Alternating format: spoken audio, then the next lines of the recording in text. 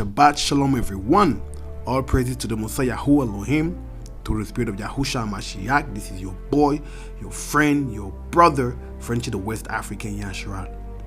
To this topic, lesson investigation is going to be about Israel, the mission, and Yah's plan. So this video is probably going to be the most important video on my YouTube channel. And my previous video was about basically the same thing, talking about the divine council, the sons of God / the angels. God not the only God. Please watch this video before watching this one. You will get more understanding, and do not be scared of the title. So why is this video the most important video on my YouTube channel? If we understand the purpose of the tribe of Israel, we'll probably understand the purpose of the scriptures. So if you want to understand the Most High's plan, the purpose of man alone, and the root of evil, all of this is connected to the tribe of Israel. Everybody waking up to various things. Everybody says a lot of things. Everybody wants to be the Israelite. Nobody knows why the Most High has chosen the tribe of Israel. Yeah, so we will start from Genesis all the way to Revelation, from Bereshit all the way to Keziah. Investigate the whole matter, get understanding. As I always say, there you go, let's get it.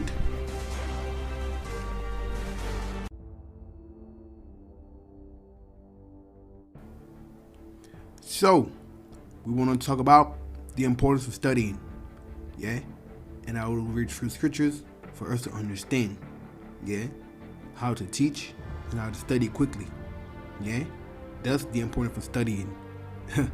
Yeah, so if you're not patient and just want to get straight into it or whatnot, you can skip this video. It's not for you. Yeah, so let's start. We're going to start with Isaiah chapter 46 verse 9 through 10. Isaiah chapter 46 verse 9 through 10, and I read, remember the former things of old, so remember what happened before. Yeah, for I am Elohim and there is none else. I am Elohim and there is none like me. So the Most High wants you to understand. Yeah, remember what happened before. Don't just say, yeah, it's 2019, I'm gonna do one 2019 and the old school thing, we don't even care, it's the past. No, remember the past. Yeah, in order for you to even understand the future. That's common sense anyway. Yeah, let's continue to read verse 10. Now we read, declaring the end from the beginning. So Elohim, the Most High, he says that he's declaring the end. He's telling you what's going to happen at the end, even from the beginning. Yeah? And that's very important to know. That means that when we read our scriptures, we got to go back to the beginning. From Genesis, there's a lot of things that's revealed, basically. Yeah? Because this is how the Most High operates. He says, declaring the end from the beginning. Yeah? And then let's continue. And from ancient times. Yeah? So from the Torah, that or the law that you Christians, yeah, say that it's done away with, you devils, and it's not done away with, yeah. The Torah that you don't want to read, this is what he's talking about. So let's continue. And from ancient times, the things that are not yet done. So the end was already told in Genesis, Numbers, and all of that stuff. Yeah, in the Torah, it was already told. So what is you talking about? We do not need to read the Old Testament, you devils. Let me continue. Saying, my counsel shall stand, and I will do all my pleasure. So the Most High does not need to suit you, does not need to please you. You are his creation. We're gonna do the way he wants to do it. So if the Most High says, go back to the beginning to understand anything, that's what we're gonna do, and that's what I'm gonna do today. You're not happy, you skip this YouTube channel. It's not for you. Yeah? But with me, we're going to go through all the scripts. Yeah? Get ready. It's going to get deep. Yeah? Let's continue. We want Isaiah chapter 48, verse 12. Isaiah chapter 48, verse 12. Hearken unto me, O Jacob and Israel, my called. So the Most High said, these people are called by me, basically. That's what he's saying. So he said, listen to me. Yeah, Israel. Yeah? Let's continue. I am he. I am the first, and also I am the last. Yeah? So, I know sometimes it does not make sense for a lot of people. Yeah? But that scriptures and what I just read before is basically the same thing he's saying in another form. Yeah. Let's jump to Revelations. Yeah, chapter 22 verse 13. Yeah, I am the Alpha and the Omega, the beginning and the end. This is why he said, yeah, declaring the end from the beginning, because it's the beginning and it's also the end. Yeah. So it makes sense at the end. It makes sense. Yeah. And one thing I'd like to say is that we were just told by Isaiah, yeah, that's the Most High saying, I am the first and I am the last. And right here is the Mashiach, the Messiah, saying, I am Alpha and Omega. I am the beginning and the end, the first and the last. Yeah. And if y'all don't like the idea that the Messiah is the Most High, we got to deal with a lot of things, because he's saying the same thing as the Most High. When you see in the scriptures that something is red, that's so-called Jesus talking. So, you know, but that's another video for another day that I would prove. Yeah, but that's not my purpose today. Yeah, all I wanted to point out is that we have to go back to the beginning all the time. If you want to learn something, if you want to understand a doctrine, yeah, we start from the beginning all the way to the end. We don't jump in the middle. Yeah, and this is what you Christians are preaching right there. Yeah, not really your testimony and all that stuff. Yeah, but anyway, let's continue. Let's continue, and we want 2 Timothy, yeah, chapter 2 verse 15. 2 Timothy chapter 2 verse 15. Yeah, let's read. Study to show thyself approved unto Elohim. Study, you have to study. Yeah, and I ain't talking about watch YouTube all day and all that stuff. I'm talking about study. Put your nose in the book. Yeah, there's many tools now there for you to study on your own. Yeah, that's why I do. I don't just spend my day watching YouTube and all that stuff, because there's a lot of devils on YouTube. Yes, I'm on YouTube, but I can tell you there's a lot of devils on YouTube preaching a lot of nonsense. Yeah, and all these false doctrines out there. But anyway, let's continue. Her workmen that needeth not to be ashamed, rightly divide the word of truth. Yeah, rightly dividing the word of truth. What is the word of truth? Interesting. Could it be the law? Yeah, thy law is the truth. That's what we're talking in Psalms. Yeah, let's read Psalms chapter 19 verse 42. Thy righteousness is an everlasting righteousness, and thy law is the truth. So you devils Christians out there telling us that the law is done away with, you're basically saying that the truth is done away with. But then in the same breath you want to say the truth shall set you free. You devils. Yes, I got sauce for everybody with their false doctrines. Believe that. Yeah. So the purpose of this small beginning, was to make you guys understand that it's important to study. Yeah. Although I had some spike to send to people, but this was the purpose of me doing that from the beginning. Yeah. Let's read Proverbs chapter 15 verse 28. Proverbs chapter 15 verse 28. The heart of the righteous, yeah, remember that righteousness is everlasting righteousness. Then the law is the truth. So the heart of the righteous, somebody that does the law, basically. Studieth to answer. So you got to study to find answers. That's what you got to do. You got to study. You got to study. What do you study? The Torah, the things of old. Yeah, from now you should understand. If you're following me so far. Yeah, let's continue. But the mouth of the wicked pour out evil things. All these people telling you don't read the Old Testament and all that. These are the evil things because they don't study. They don't go at the beginning to understand the end, because the Messiah says it's the beginning and the end. Yeah.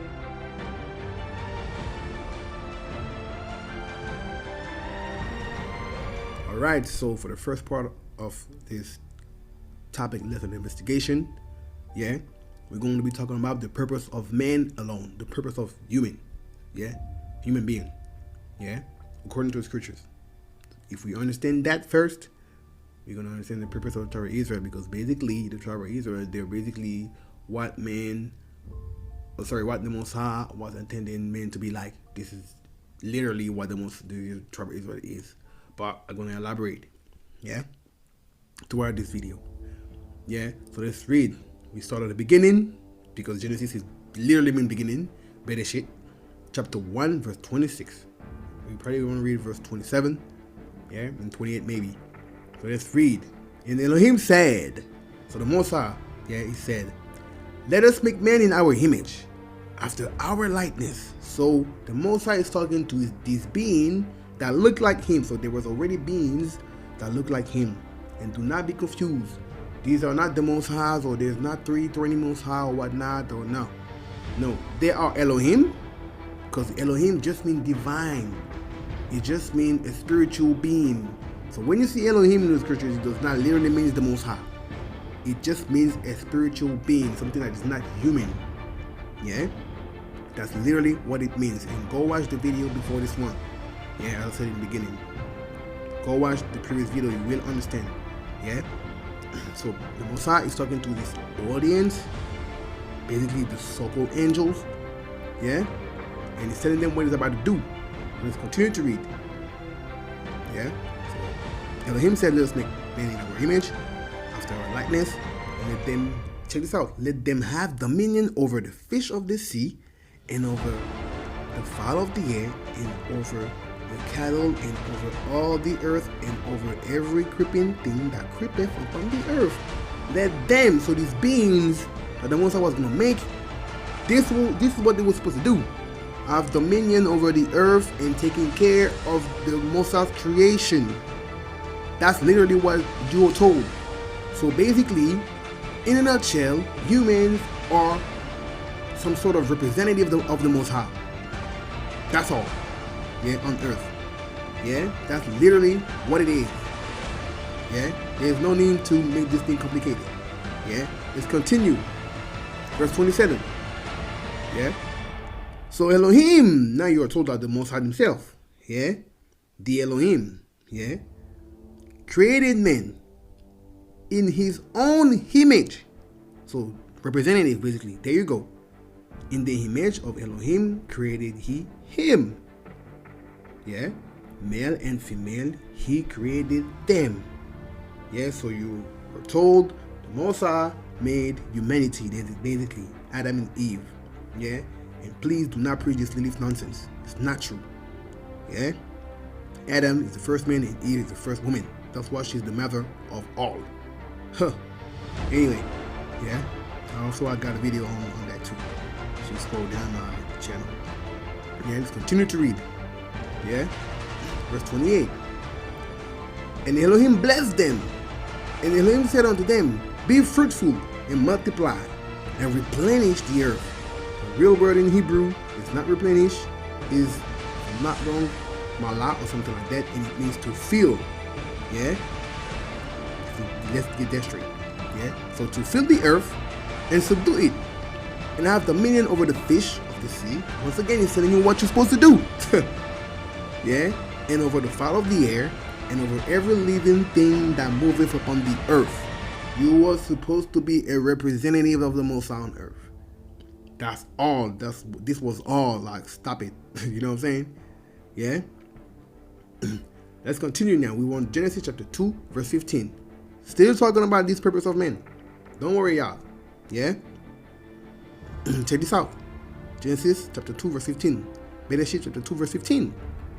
And YAHUAH, Elohim, took the man. So this was before he was created. Yeah? Okay. He took Adam. So YAHUAH Elohim took man and put him into the garden of Eden to dress it and keep it. So there you go. Yeah, taking care of the creation of the Most High. You're a representative of the Most High. That's what you are, human.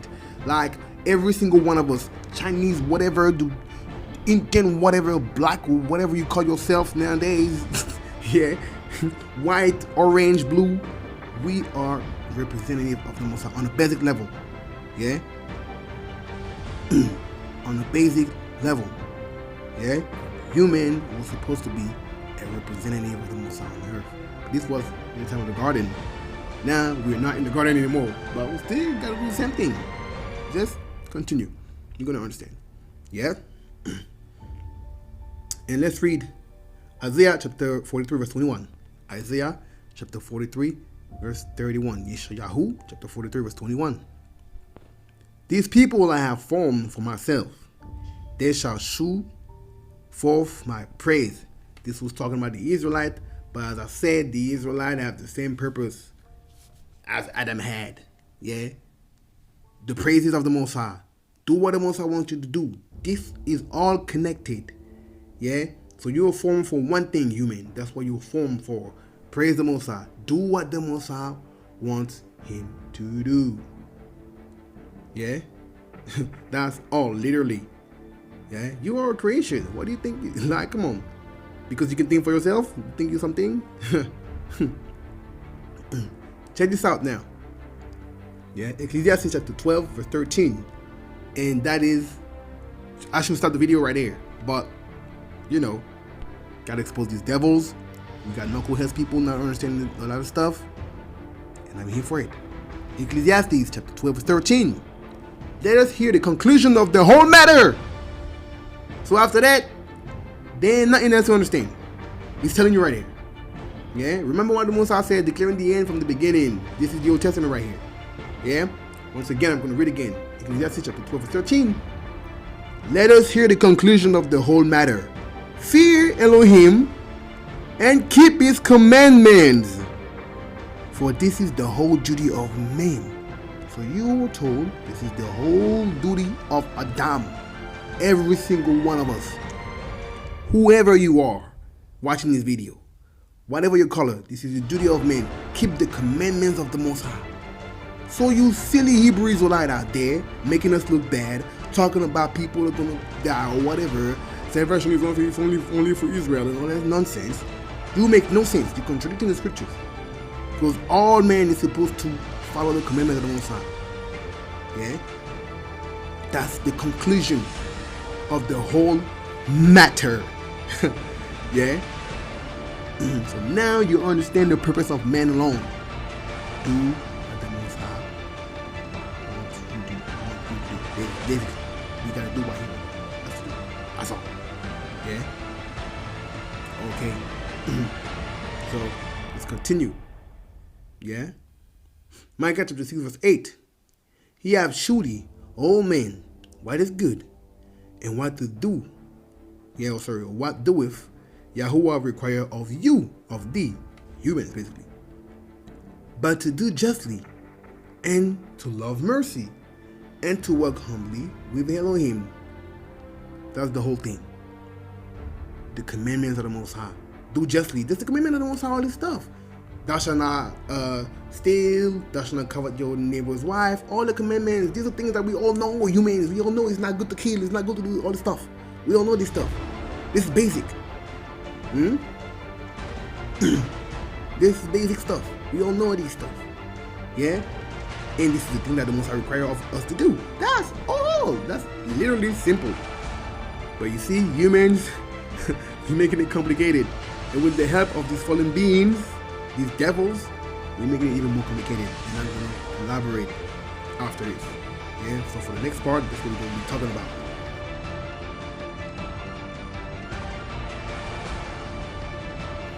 So, for the second part of this topic, lesson, and investigation, we'll be talking about the 3 spiritual rebellions, which is extremely important to understand. Yeah? 3 spiritual rebellions. Really and truly, it's 4, but the third one is leading to the fourth one. So you know, it's 3 basically. Yeah.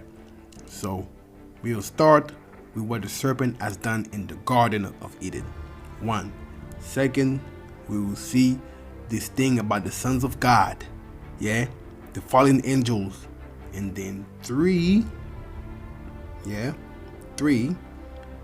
We will see what happened in the Tower of Babel, leading with all nations having angels ascribed to them. Yeah, let's get it.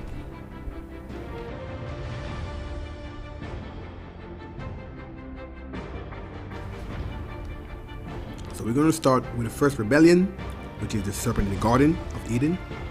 Yeah, and as I said, if we understand these things, we will understand the whole matter. So stay tuned. Yeah. Let's get it.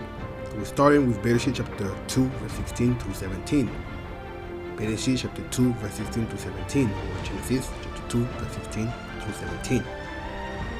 And Yahuwah Elohim commanded the man, so he's talking to Adam, saying, of every tree of the garden thou mayest freely eat. Verse 17. But of the tree of the knowledge of good and evil thou shalt not eat of it. For in the day that thou eatest thereof, thou shalt surely die. So, I know there's a lot of sick psychopaths, dirty-minded people that's preaching this nonsense about, there was not a tree, it was sexual, blah, blah, blah, blah. If you have problems with pornography and all of this stuff, sorry if you have children, I'm saying it bold. If you have a problem with this stuff, if you have a problem with lust and all this stuff, do not put your dirty mind with stuff with the scriptures. It says what it means. There's no other way. They were not trying to code or whatnot or read between the line and all that stuff. No, they're telling you literally. This story is literal. All Genesis is literal. So stop your disgusting stuff with this. Satan had sex with Eve and all that stuff. I just want to point that out. Let me continue to read. Now we're going to jump to Genesis chapter 3, verse 1, and verse 1 through 6. So we already know the Most High told Adam to not eat of the tree of knowledge of good and evil, or else he will die. Because at first, man was not supposed to die, but he told him you will die. But what we did not understand is that it's not straight away death. It's not right there and then. This was the beginning of death, basically. Us doing good and evil. But anyway, I digress. So Genesis chapter 3, verse 1, and we're going to go all the way through 6. Genesis chapter 3, verse 1 through 6. And we read, now the serpent was more subtle than any beast of the field. So you're told that's a serpent. It's a little, I know a lot of scholars like to say, oh, this and that. I know. But you're told it's a serpent, and it's the most subtle beast of the field. So it's a literal serpent. Right here. You have information where it is and what it is. Right? Okay. Let's continue to read. Which Yahuwah Elohim had made. Okay. Once I made these things, right? Let's continue. You're going to understand. I like the idea that it's a serpent, but I also believe, and I actually know, and I'm going to elaborate, that the serpent was possessed by a spiritual being. That's the thing. Because a lot of scholars, they have different stories, and they want to say different hypotheses and all that and stuff. No. We're going to stick to the script. Let's continue. And he said unto the woman, as Elohim said, ye shall not eat of every tree of the garden. So he's asking her. Let's continue.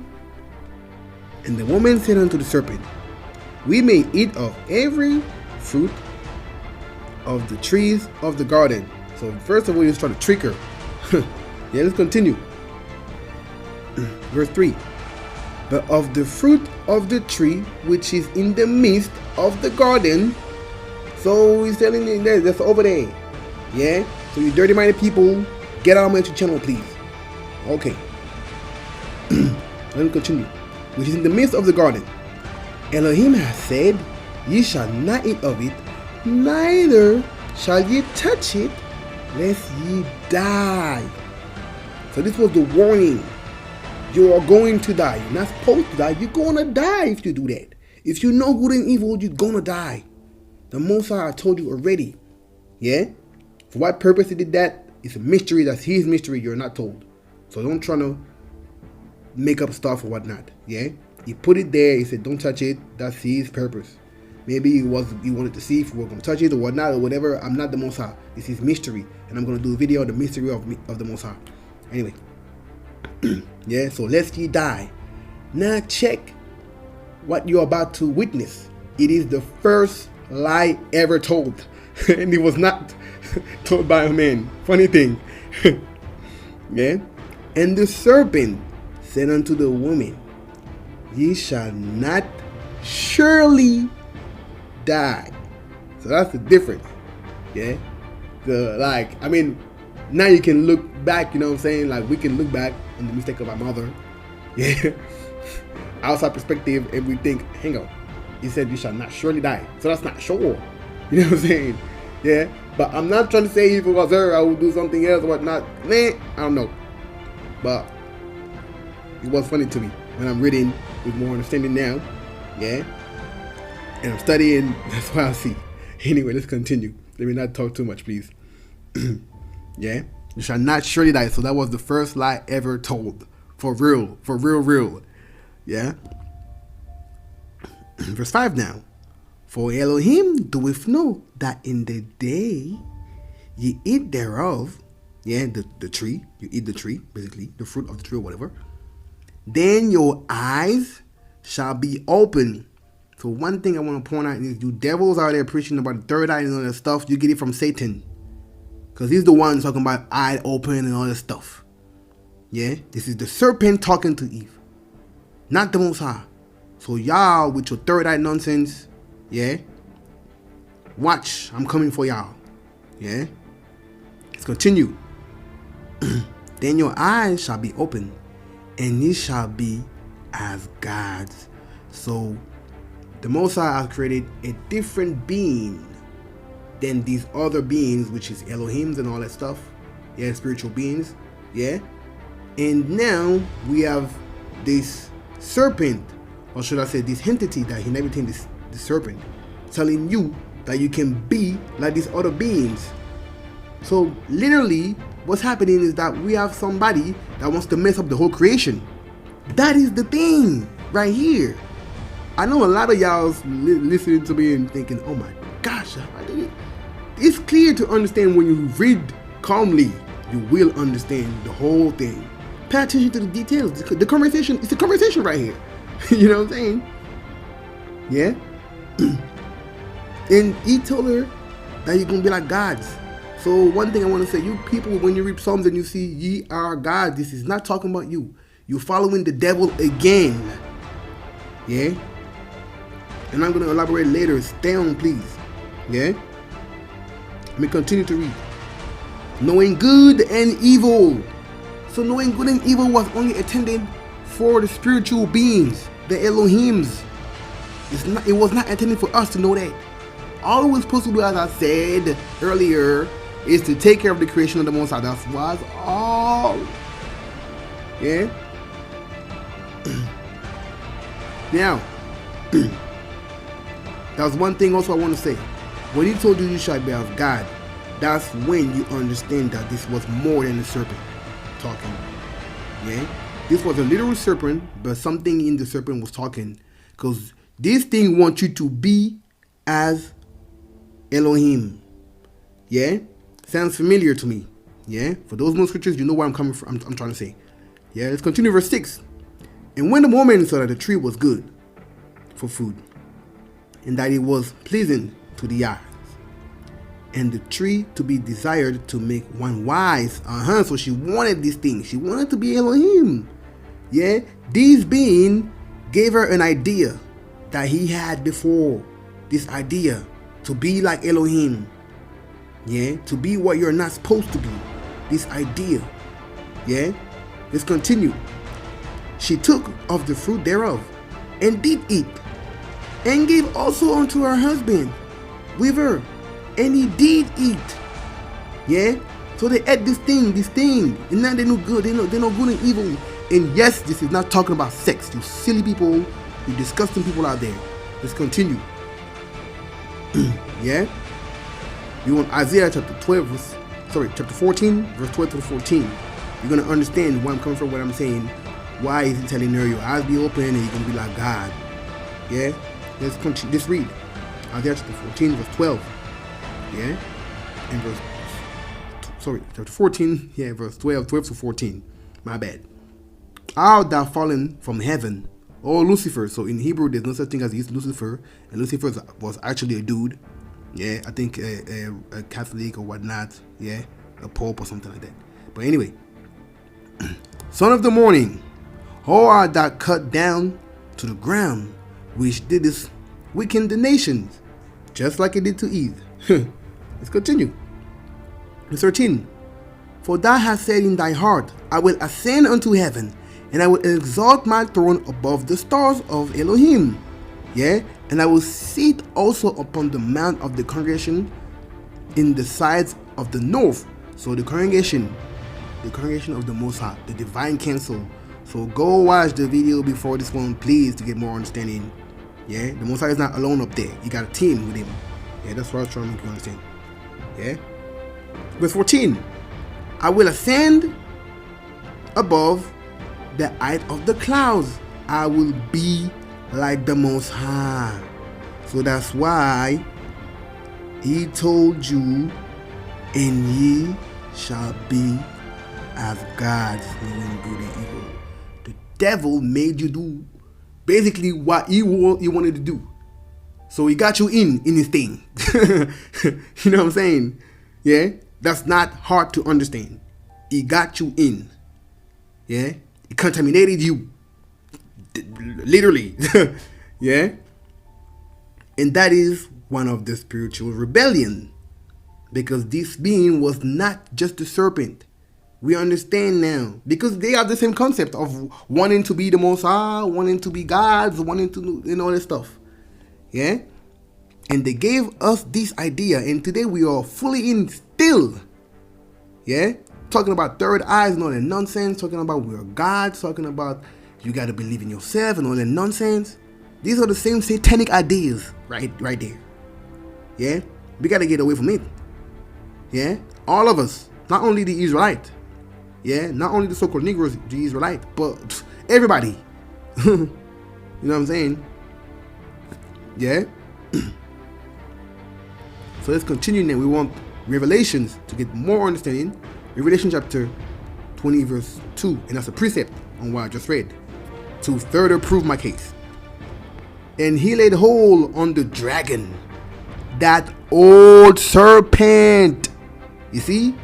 Yeah? So I'm not the only one equating the serpent with Satan. Check this out. Which is the devil and Satan, as Satan basically in Hebrew. Yeah? The adversary. Yeah? The one that is opposed, basically, that's what it means. Yeah? And bound him 1,000 years. So now, all the way through the end, you're told who is Satan, who was the serpent. But if you read calmly from the beginning, you're going to understand who is who. Yeah? You know what I mean? Yeah? So, very easy. We understand now. We see this first rebellion. The whole thing. Yeah? But let's continue and I will elaborate a bit more. Yeah? Genesis chapter 3. Yeah? Genesis chapter 3, 1 verse 22 through 24. Yeah? Let's read. And YAHUAH said, behold, the man is become as one of us, to know good and evil. And now, put forth his hand, and take also of the tree of life, and eat and live forever. Yeah, so the Most High saying, we gotta do something about it, because he's like us now. He knows good and evil and all that stuff.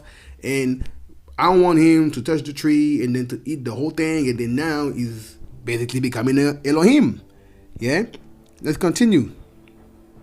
Therefore, YAHUAH Elohim set him forth from the garden. So he kicked out men, basically, yeah, Adam and Eve, from the garden. Yeah? Kicked them out. Yeah? Let's continue. Forth from the Garden of Eden, to till the ground from whence he was taken.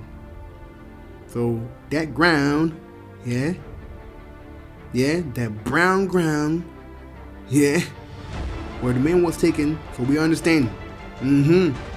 Yeah. So you got an idea of the color of the Most High. If man is made as his own image, which is the image of the Most High, right? Okay. So now, man punishment is to get out of the garden, go on earth, yeah, and till the ground. That's now your mission. So you're gonna have to work. Yeah? Work, exercise. That's your punishment. Yeah, for not listening to the Most High. Literally.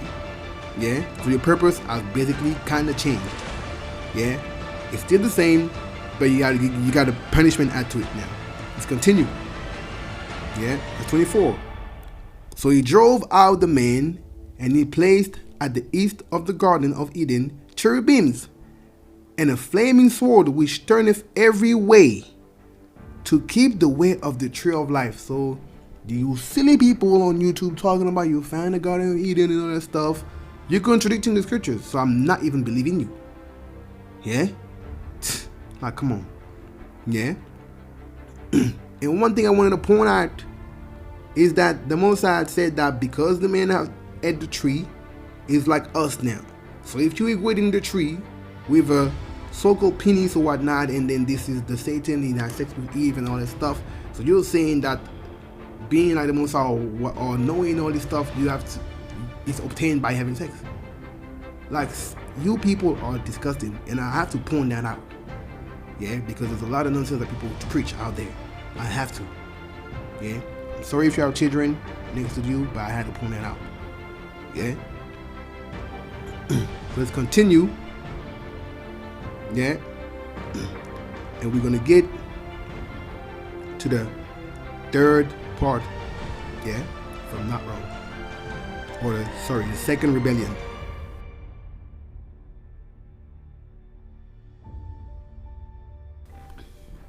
So we're still in the second part of this lesson investigation. Yeah. And we are dealing with the 3 spiritual rebellions. Now we're on the number 2, talking about the fallen angels, yeah, so-called sons of God that came down on earth. Yeah. So before I dive into more detail about this rebellion, let me prove, because there are some people out there saying that the sons of God are not angels or whatnot, and that the book of Enoch is not accurate and stuff like that. Let me prove the contrary. Yeah. So we're going to start with Genesis chapter 1 verse 1 through 3. So Genesis, or better yet, chapter 1 verse 1, chapter 6 verse 1 through 3. And we read, and it came to pass, when men began to multiply on the face of the earth, and daughters were born unto them. So catch this, is that you're already told that men begin to multiply. So for humanity to multiply, we got to make babies. Duh. Okay. Oh, at the beginning, that's what it was. Okay. Now I can't trust anybody. Okay. Now you told that daughters were born unto them. So obviously, if people making babies, that means that they look at each other and they're liking each other or whatnot. Now, if you're telling me that the sons of God are the sons of Seth, which sons of Seth are sons of Adam, basically humans, yeah, where do you get any sense of what you're saying? Because in verse 1, I'm already told it came to pass when men began to multiply on the face of the earth. So men already acknowledging that women look nice. Yeah, that's why they're making babies, right? Okay, let's continue verse 2. That the sons of Elohim, the Bene Elohim, saw that the daughters of men, that they were fair, and that they took them wife of all which they choose. So funny thing, you already begin to multiply and make babies, and now you're realizing that women look nice.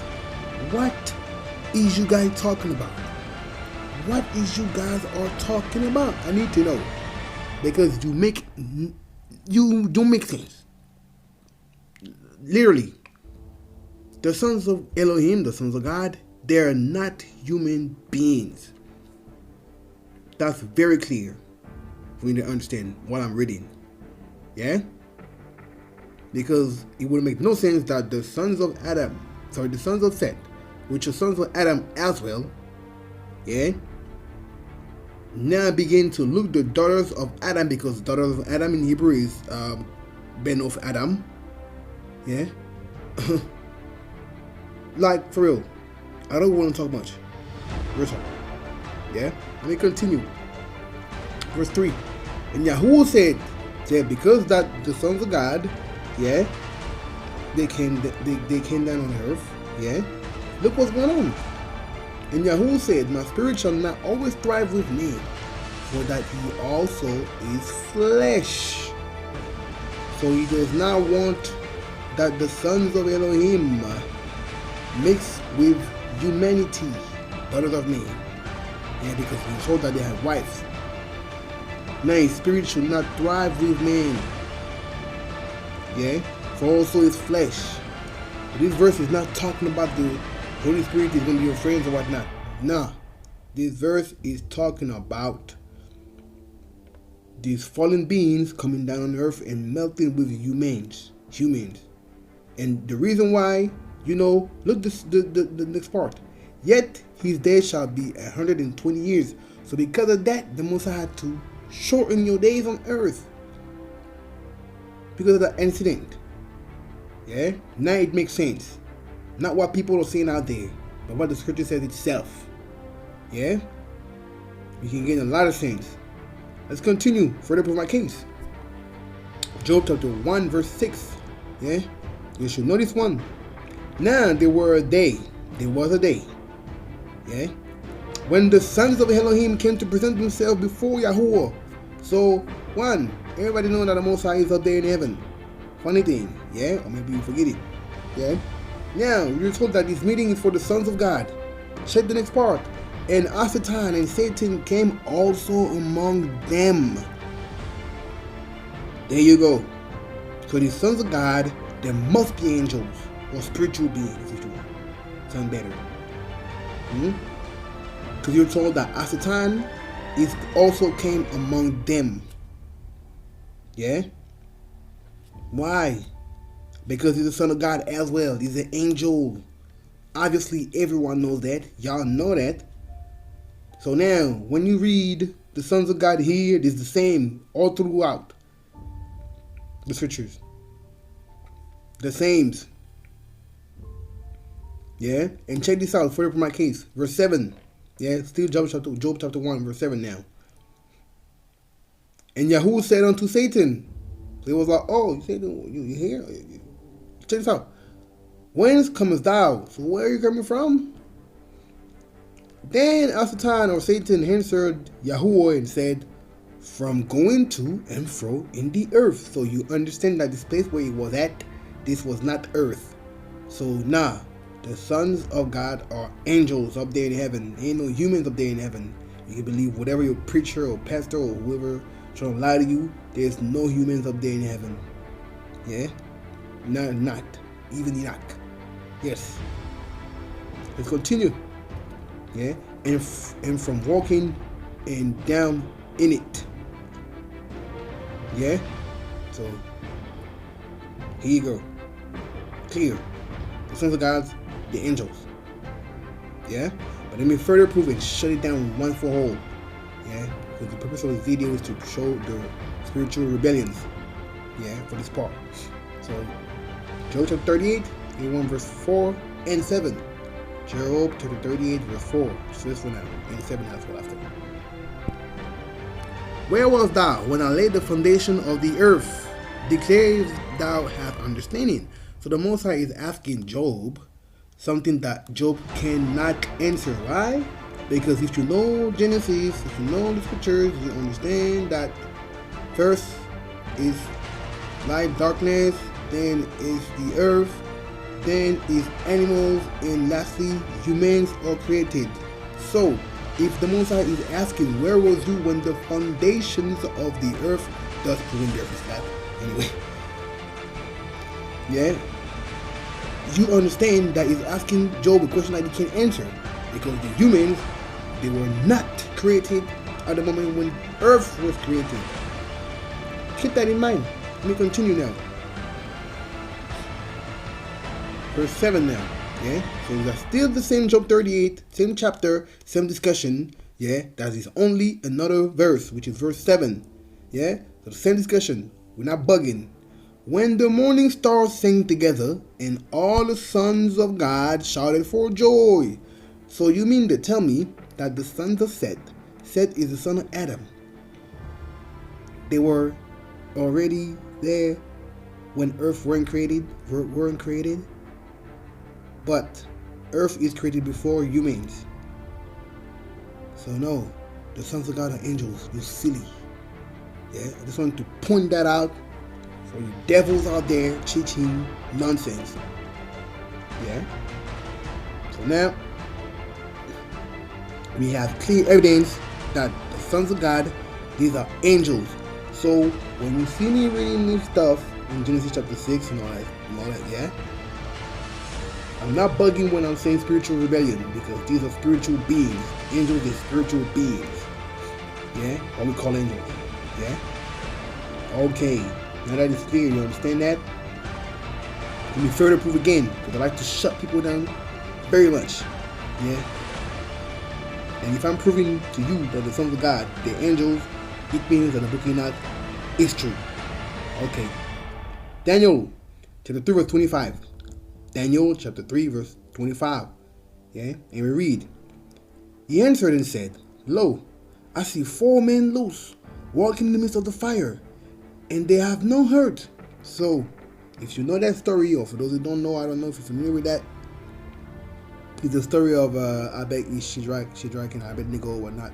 The 3 boys, 3 Israelites that were thrown in the fire because they wanted to worship the false deity of the Babylonians. Yeah? Now, let's continue to read. So, they're looking in the fire and they see that these people, they have no hurt. Yeah? Now let's see. And the form of the fourth, because you see, this was 3 boys thrown in the fire, excuse me. Yeah. And now he's seen 4 people. Yeah? Okay. And the form, once again, of the fourth is like the Son of God, the Son of Elohim. So all throughout the scriptures, we choose Son of God, sons of God. This is talking about something that is not human. Yeah? Because they have to point out that this 4th one does not look like the others. Yeah? So clearly, the sons of God, they're not humans. They're not the sons of Seth. They are angelic beings. Supernatural beings. Spiritual beings, whatever you want to call them.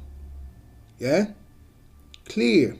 Now, let's move to 2 Peter chapter 2 verse 4. Yeah, 2 Peter chapter 2 verse 4.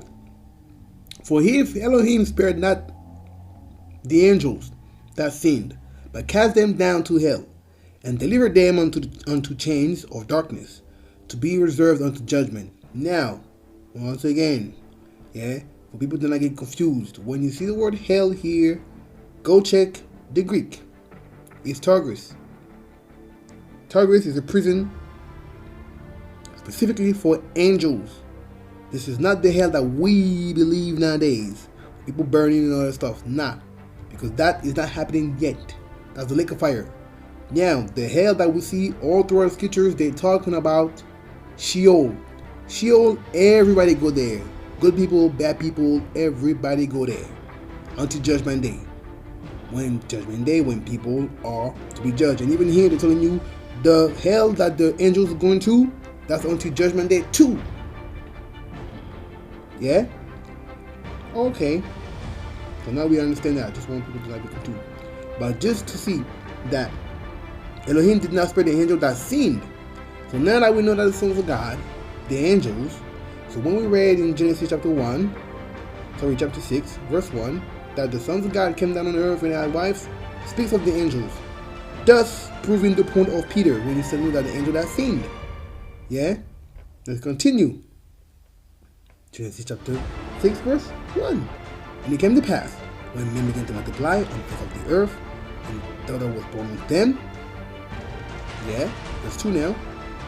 That the sons of God, the Bnei Elohim, the angels, basically, saw that the daughters of men, that they were fair, and they took them wives of all which they choose. Here you go. That is the crime that they committed, and then now these fallen beings, they were cast into chains of darkness. Pretty clear and simple. Yeah? Let's continue. We're going to jump into Enoch.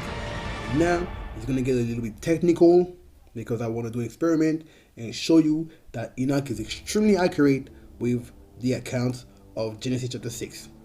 Yeah? So So let's read Enoch 7, yeah, and we're gonna go from verse 1 through 7, yeah. And we read, and it happened after the sons of men have multiplied in those days. So we already read that in Genesis chapter 6 verse 1. Same thing he's saying, yeah, that the daughters were born to them, elegant and beautiful, and we know that for sure. Yeah. And when the angels, the sons of heaven, the sons of God, here you go, beheld them, they became enamored of them, saying to each other, come, let us select for ourselves wives from the progeny of men, and let us beget children. So now you see the rebellion, because they were trying to do like the Most High. They were trying to create. Yeah? First, they were lusting, and then they wanted to create. They wanted to be like the Most High. All these rebellions is just people wanting to be the Most High. Literally. Because they want wives. What do you do with a wife? You make babies. Literally. It's common sense. Yeah. Here we go. Let's continue. This rebellion is crazy. That is the craziest one. The number 2 rebellion is the craziest one. You're going to see. Yeah. Then their leader, YAHUSHA, said to them, I fear that you may perhaps be indisposed to the performance of this enterprise. Okay? And that I alone shall suffer for the grievous suffer for so grievous a crime. Now, when you see that, they basically saying, at first, the leader of them was like, man, I'm gonna take it on me, don't worry y'all, And check what's happening next. But they answered him and said, we all swear. Yeah? 67 now.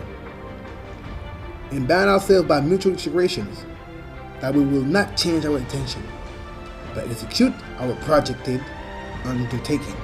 So they were like, no, don't worry, we're all going to swear together, and we're going to do it together. Yeah? Here we go.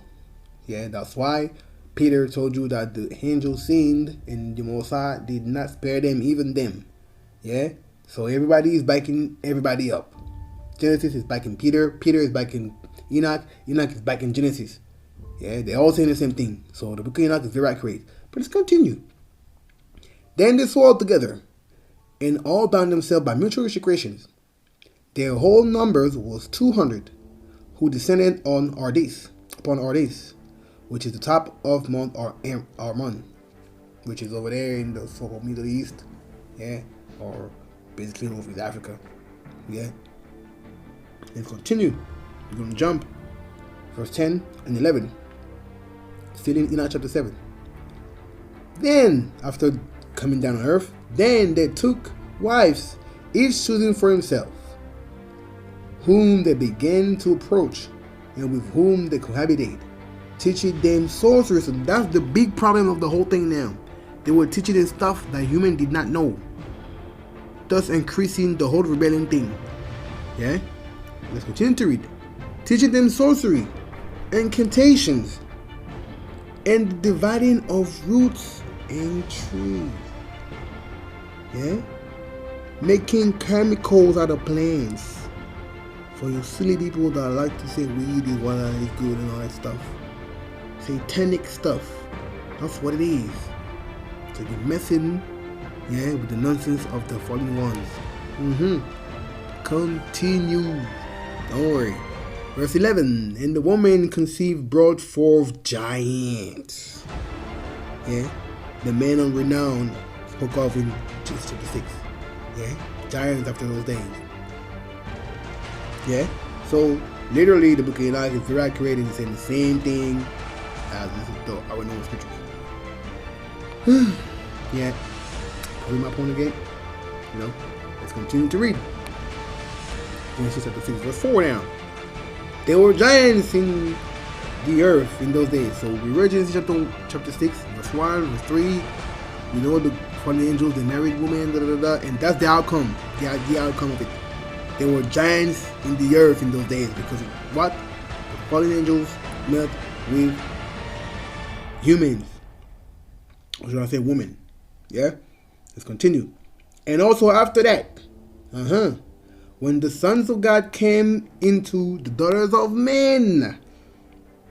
So clearly, once again, I really want to be knowing for you silly people out there. Yeah? The sons of Elohim, they're not human. Coming to the daughters of men. Really? Anyway. And they bare children to them. The same became mighty men, so those giants, yeah, which were of old, men of renown. Yeah? So, Enoch, Genesis, they all say the same thing. It's all connected. Now, let's see how accurate the connection is. Let me continue. Yeah? Enoch chapter 8, 1 verse 1 through 9. Yeah? And 3. Moreover, Azazel taught men, so one of the angels that came down, came down. Look what it's teaching men. He taught men to make swords, knives, shields, breastplate, the fabrication of mirrors, yeah, and the workmanship of bracelets and ornaments, the use of paints, the beautifying of the eyebrows. Oh my gosh. Let's continue. Makeup basically. The uses of stone of every valuable and selected kind, and all sorts of dyes, so that the world became altered. So people doing stuff that they're not supposed to do. So obviously, we became dysfunctional creation. That's what it is. Verse 2 now. Impurity increased. Fornication multiplied. So even at this time, they knew what fornication was and all that. Thus making you understand that the law was already there. Commandments of the Most High, they were there from the beginning anyway. Let's continue. And they transgressed. So sinned. Yeah? Literally. Transgression is sin. Yeah? And corrupted all their ways. So the book of Enoch is extremely accurate. Yeah? Let's continue. Zakar told all the sorcerers and divider of roots. So once again, making you understand. Yeah? Or backing it up. Yeah? 4. Armors taught the solutions of sorcery. So 9:1 taught men how to do sorcery. And another is teaching you how to basically, how do you call it? How to basically arrange sorcery or whatnot. Yeah? Let's continue. Bar Kayal taught the observers of the stars.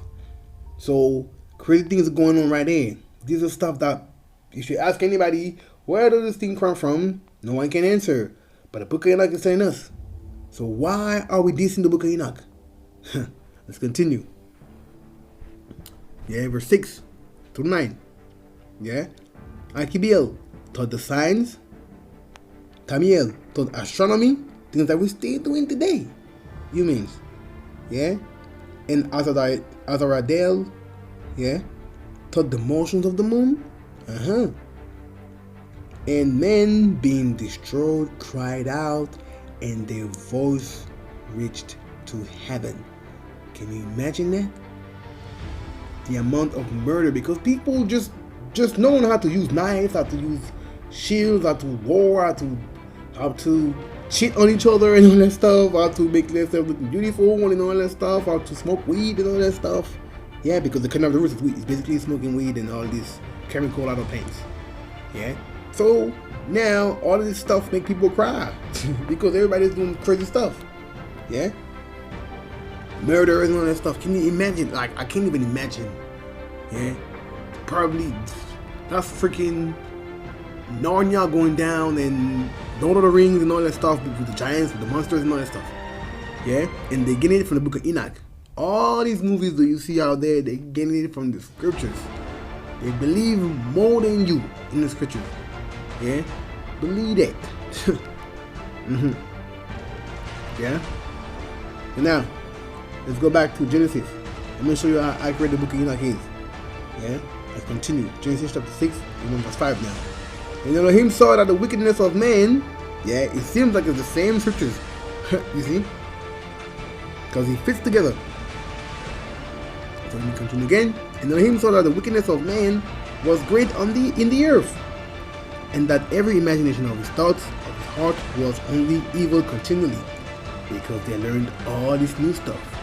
How to make knives, how to make weapons, how to kill, how to war, how to all this stuff. Because of who? The fallen angels. Thus proving my point, the spiritual rebellion. And that's only the second one. Let's continue. And verse 6 now. Genesis chapter 6 verse 6 now. And it repented YAHUAH that he had made man on the earth, and it grieved him at his heart. So even the Most High, to see now, that was like, dang, why did I even make man? Because the other creation, which is a spiritual being, they really messed up the whole thing. That's what it was.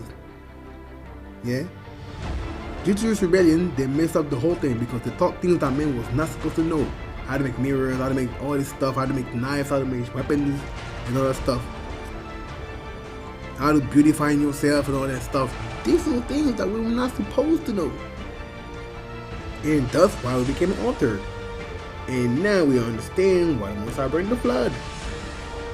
Because all this wickedness makes more sense and is more detailed with the book of Enoch. Yeah? Backing up Genesis. Yeah, let's continue. Let's go back to the book of Enoch. Continuing, let's see. Chapter 9 now, verse 1 and 2. Yeah? Then Michael and Gabriel, Raphael, Suriel, and Uriel looked down from heaven, and saw that the quantity of blood which was shed on earth, and all the iniquity which was done upon it, and said one to another, is it the voice of their cries? I told y'all, this must be some crazy stuff going down. Today we're saying, oh, look at the world. Da, da, da. Can you imagine when it was newly fresh? Oh my days. Yeah? To the point that the angel was like, damn, what's going on down there? We can't even hear them crying. Yeah? Verse 2 now. The earth deprived of her children has cried even to the gate of heaven. So there's some crazy stuff going on there. Yeah? Let's continue. Going back to Genesis chapter 6 and verse 7 now. Yeah? And YAHUAH said, now you understand the reason why YAHUAH said that in Genesis? Yeah, because the book of Enoch, it all fits together like a puzzle, like it's crazy. And that's how scripture is basically, you know. Anyway. And YAHUAH said, I will destroy man whom I have created from the face of the earth, both men and beast. What are the beasts to do with this? What's going on? Yeah? But if you have read the book of Giants, which is basically a follow-up of the book of Enoch, and you will find with the book of Enoch in the Dead Sea Scrolls and all that stuff, you're saying that the angels, they also went into the animals, thus creating some next kind of monsters. Yeah? So humans melting with angels makes giants, animals melting with angels makes giants, animals, monsters. Now we understand where the dinosaurs come from. Let's keep moving. Yeah, so and beast and the creeping things and the fowl of the air, for it repented me that I have made them. So these monsters and all that stuff, they were not meant to be. Yeah, they were not meant to be. That's what's up. Yeah, that's why when you see the dinosaurs and all that, they always all of them are dead and all that stuff. Why? Because they were not meant to be.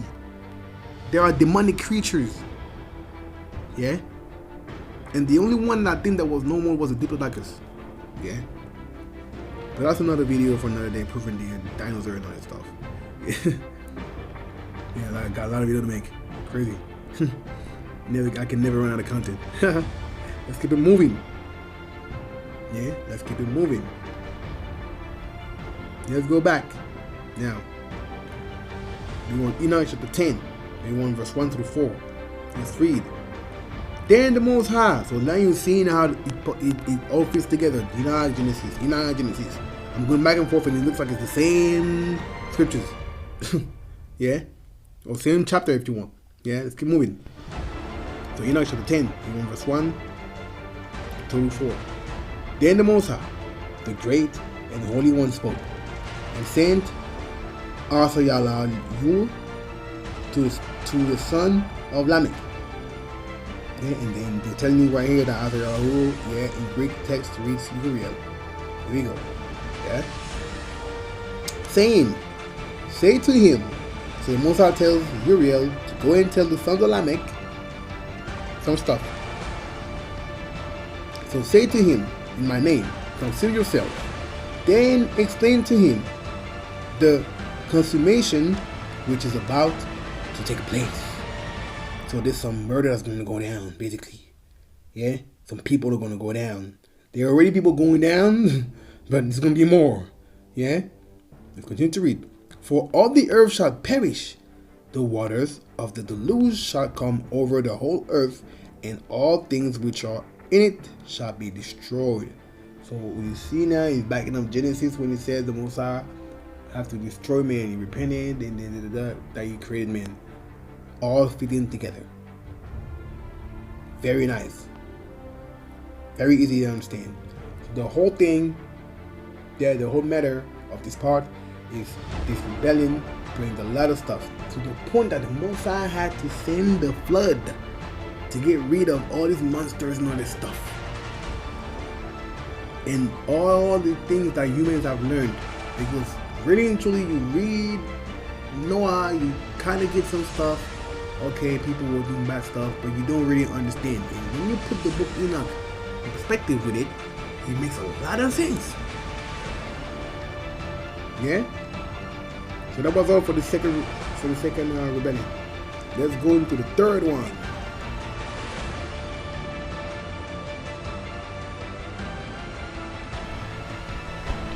Alright, so now we're going to transition into the third rebellion.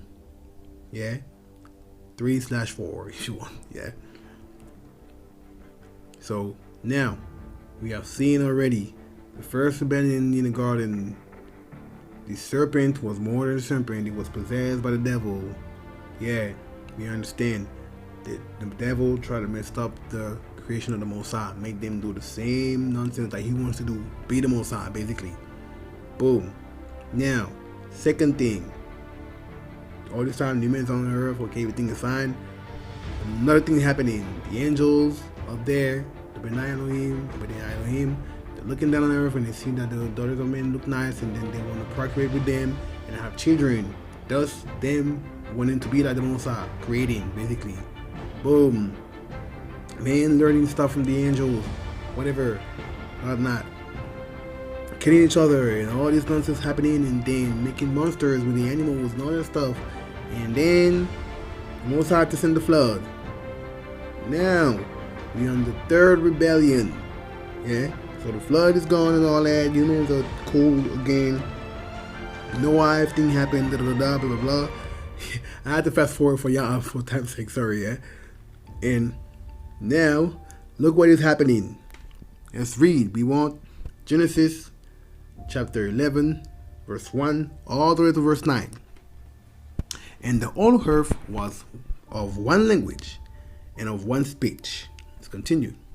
And it came to pass, as they journeyed from the east, that they found a plain in the land of Shinar, and they dwelt there. So basically humans, they were walking around and all stuff and find a place to stay where everybody would chill, basically. Yeah, city center or something like that if you want. Yeah, let's continue. Verse 3. And they said one to another, go to, let us make a brick and burn them thoroughly. Yeah, so construction basically. And they had brick for stone, and slime had they for mortar. Continue. And they said, go to, let us build the city and a tower whose top may reach unto heaven. And let us make us a name, lest we be scattered abroad upon the face of the whole earth. So they already knew kind of what was going to happen. That's what they said themselves. Yeah, they actually knew kind of what was going to happen. Yeah, but they still went into the nonsense of what they was going to do. Yeah, now that's kind of minor, basically, to be honest. Yeah, what they did, it's kind of minor. Yeah, let's continue. And to be honest, I really doubt who gave them this idea. Yeah, I also believe that somebody was possessed by some demonic spirits or whatnot. Yeah, but I digress. Continue. Yeah, verse 5. And YAHUAH came down to see the city and the tower which the children of men built. So the Most High came down and was like, hold up, what's going on down here? Is this what y'all trying to do? Yeah, let's continue. Verse 6. And YAHUAH said, behold, the people is one. The people is YAHUAH. Yeah? The same thing that you're told in the Shema Israel. YAHUAH is one. YAHUAH is YAHUAH. Same word is used there. Yeah? Those who don't like the idea that the Messiah could be the Most High, the Messiah said, me and the Messiah are one. I just want to send some spike to people sometimes. Anyway. So YAHUAH, behold, sorry. And YAHUAH said, behold, the people is one. The people is YAHUAH. And didn't really intended that to be. Yeah, let's continue. And they have all one language. And this they begin to do. So making this tower basically. And nothing will be restrained from them, which they have imagined to do. So man's imagination is a lot sinister sometimes. You know what I'm saying? Yeah? Like we want to do nonsense. But we're not one to do good things. Yeah? That's crazy. Let's continue, verse 8. So YAHUAH scattered them abroad. So remember at the beginning they said, lest we be scattered abroad. Yeah? They kind of knew what's going to happen, but they still continue to do it. I don't know why. Yeah? But anyway. So YAHUAH scattered them abroad from thence upon the face of all the earth. Yeah? Let's continue. And they left off to build the city. So, first of all, it was all upon the face of all the earth. So all the earth was inhabited. Yeah? That's one thing. Yeah? Okay. So you people trying to say that the natives or the Israelites or not, does not really fit the accounts of even the Tower of Babel. Anyway, I got a video on that too. Yeah? Church Exposed. Scroll down my YouTube channel. Let's continue. Verse 9. Therefore is the name of it called Babel, because YAHUAH did confound the language of all the earth, and from thence did YAHUAH scatter them abroad upon the face of all the earth. Once again, proving my point. How much is all? Here we go. Yeah? So, with us knowing that was a rebellion of men, not a spiritual rebellion, but that led to something else. Yeah? And let me prove it. Yeah, because what I'm about to read, a lot of you are going to be confused. But follow me. Check this out. Deuteronomy chapter 32 verse 8. This is the same account. Believe me. When the Most High divided the nations, their inheritance, when he separated the sons of Adam, that's that moment. When he separated his body. Yeah? Okay. Even though they're the sons of Noah, but Noah, son of Adam is a man. So, don't be confused, please. I know some people are very hard to understand anything. So, let's keep moving. Yeah, so he separated the sons of Adam. He set the bounds of the people according to the number of the children of Israel. So now, as I said in the previous video, that verse makes no sense. Or the end of the verse, should I say, makes no sense. Ain't nobody separated according to the number of the children of Israel. No. Yeah? Let's read it in a much older version of the scriptures. The Septuagint is written before the Masoretic. If you do not know what the Masoretic are, this is the Masoretic is the scriptures that we use to make the KJV and all the new scriptures that we have today. Yeah? And the Septuagint is written before the KJV and before the Masoretic text. So, look what they're saying in the Septuagint. Deuteronomy chapter 32 verse 8. When the Most High divided the nations, when he separated the sons of Adam, the accounts of Babel. Let's continue. He sent the bounds of the nations according to the numbers of the angels of Elohim. Here we go. Now let me continue. The Dead Sea Scroll, the oldest scrolls that we got right here on earth. Yeah, check this out. Yeah, Deuteronomy chapter 32, and we're going to read verse 8. Yeah, right here, verse 8. When the Most High gave to the nations their inheritance, when he separated the children of men, Adam, yeah, the Babel Tower. Let's continue. He set the bounds of the peoples according to the number of the children of God, the sons of God. So, we know who the sons of God are. Yeah, they even took off the Israel to make you understand, sons of God. Yeah, so if you follow me so far, you made it this far, you know now that the sons of God, the angel. So, the oldest scrolls, they're telling me that the verse says, according to the sons of God, angels of God, basically according to the spiritual beings. Yeah, so that verse right here, forget about it in the KJV. So the KJV only people, you got a lot of work to do. I'm telling you. Let's continue. Let me further proof. I'm not bugging.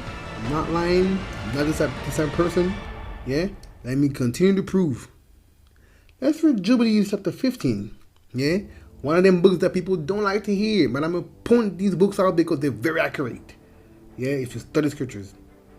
Yeah. Let's read Book of Jubilees, and we want chapter 15, verse 31 through 32. Let's start with 31. And he sanctified it and gathered it from among all the children of men. Speaking of the Israelites, basically. Let's continue. For there are many nations and many peoples, and all are his. So you Israelite only love the stuff. That's why I said everybody belongs to him. Yeah, but let's continue. And over all, he has placed spirits and authority to lead them astray from him. Oh my God. Now you guys be, why would the Most High do that? The Most High don't do evil. You're told that the Most High does evil. He said, I create light and darkness. I do good and evil. Yeah, that's the Most High's purpose. The Most High's plan. Don't mess around with that. He does whatever he wants to do. His righteousness, yeah, his foolishness, yeah, is more righteous than all your righteousness. That's why you're told in scriptures. Yeah? So let's continue. Your ways is not his ways. Sorry, his ways are not your ways. Let's continue verse 32. But over Israel, he did not appoint any malak. If you know Hebrew, malak is angels or spirit. For he alone is their ruler. Yeah? Let's continue. And he will preserve them and require them at the ends of his malakim and his spirit. You see? So far you understand that every nation has a spirit. They had spiritual people basically. So the verse in Deuteronomy chapter 32 verse 8, it makes sense in the Septuagint and this scroll, not in the KJV. Further proof of my case. Let's continue. And at the ends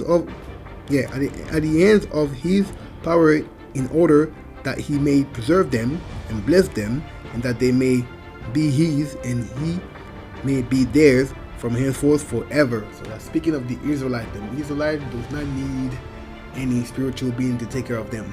Yeah, that was not the plan of the Most High, but he did that for everybody else. Yeah, but now what you understand is that when he did that, something happened. Yeah, and let's see Psalms chapter 88 verse 1 through 8. Now this is the explanation that we need.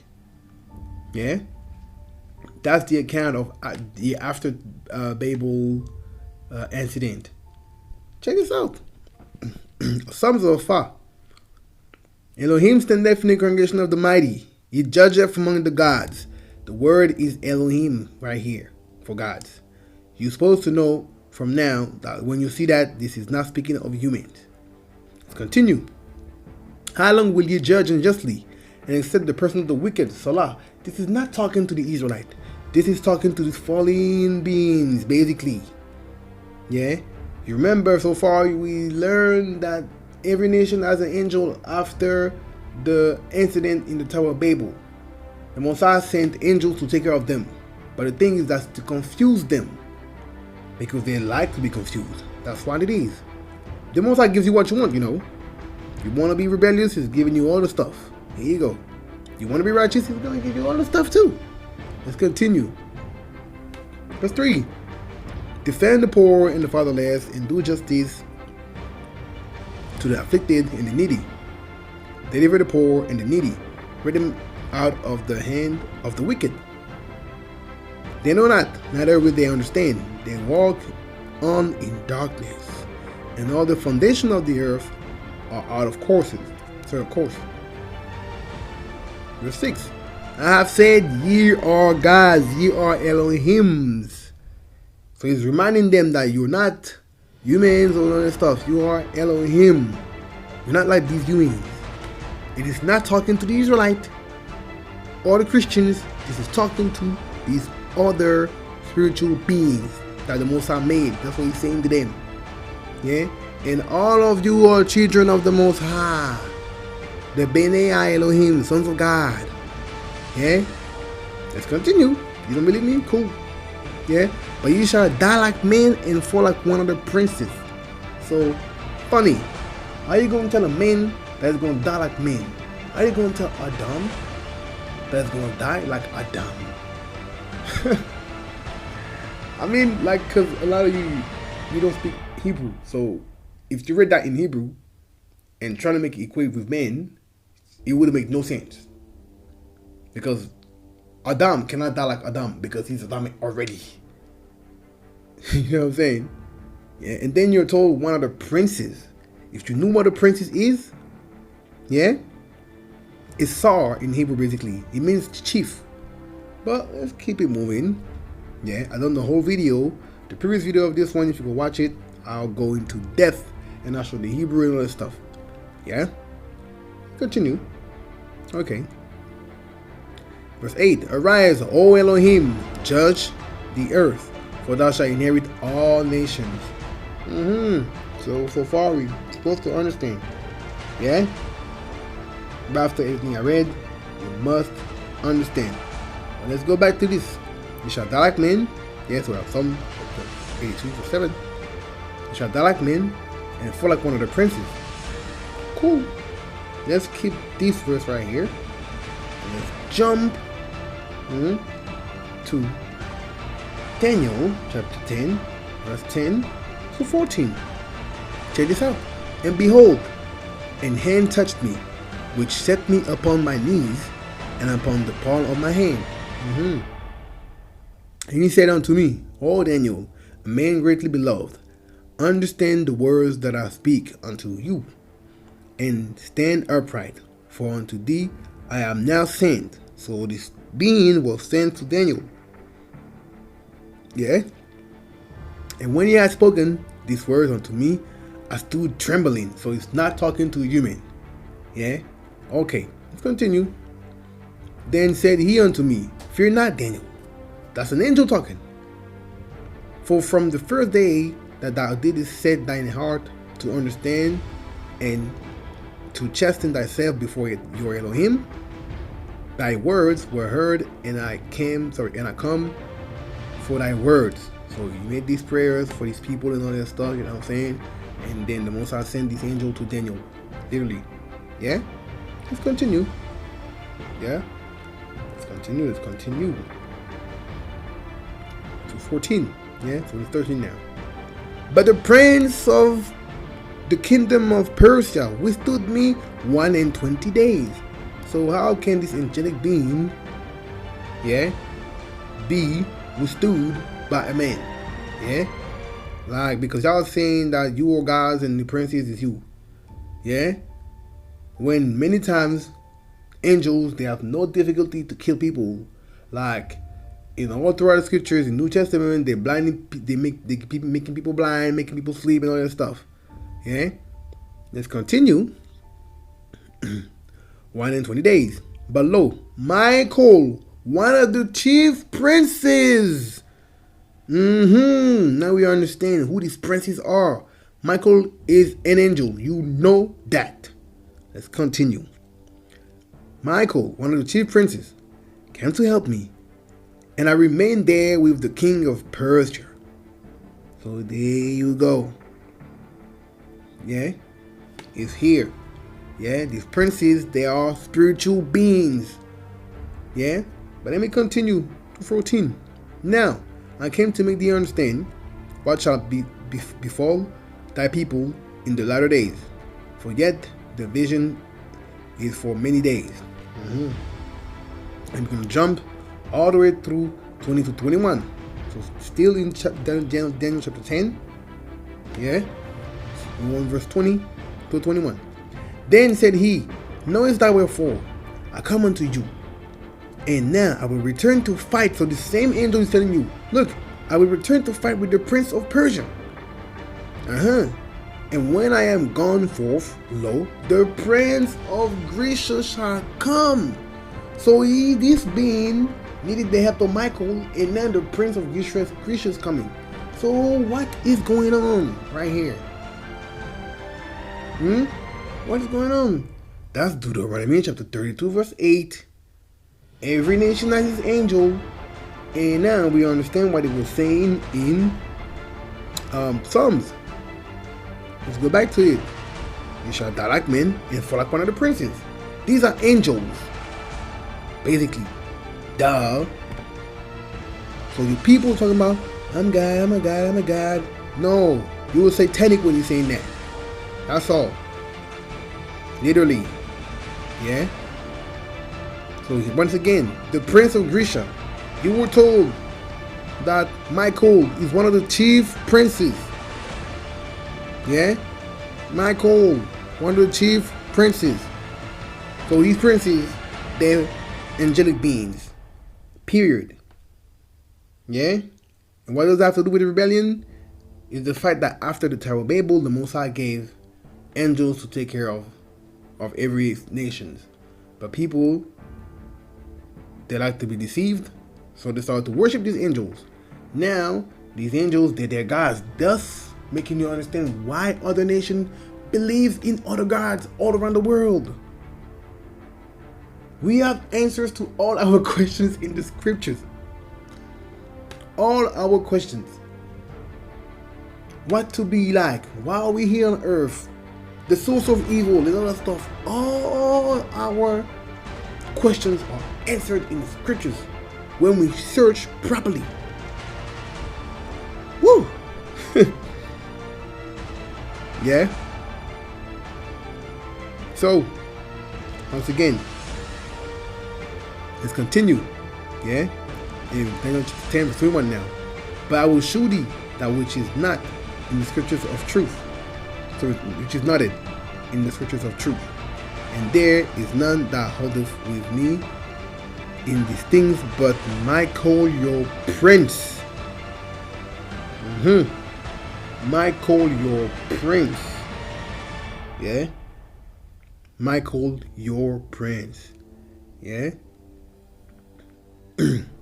Why is Michael your prince? Because the Most High said at the end of the verse, in Deuteronomy chapter 32 verse 8, and when you read verse 9, he says, but Israel is his portion. So basically, the angels of the Most High, they're for us too. That's why he's telling Daniel, which is an Israelite, that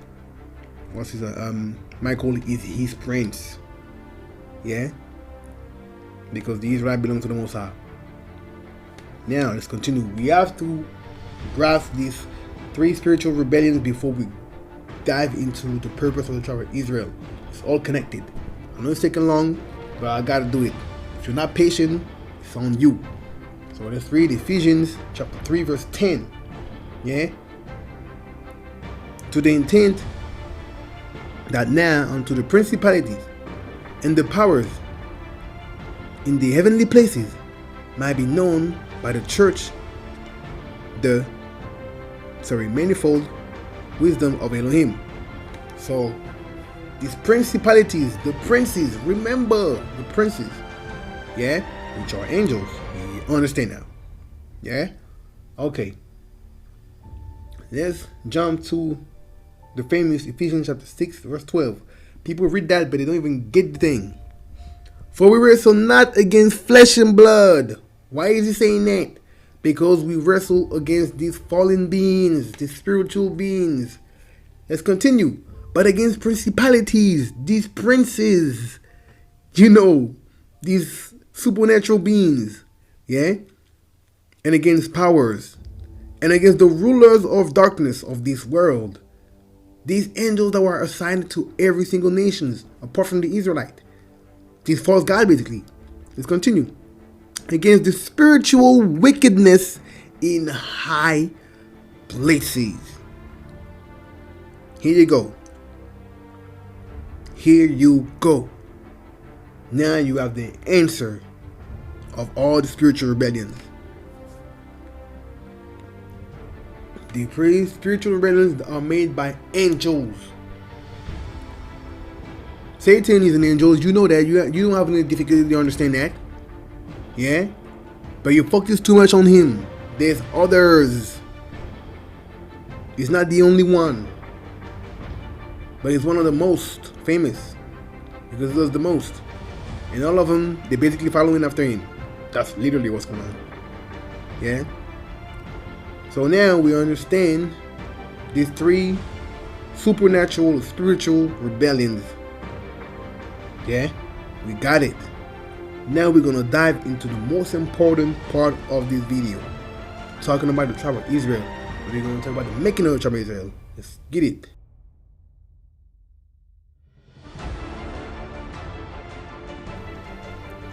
Now, it all starts with the seed of Abraham.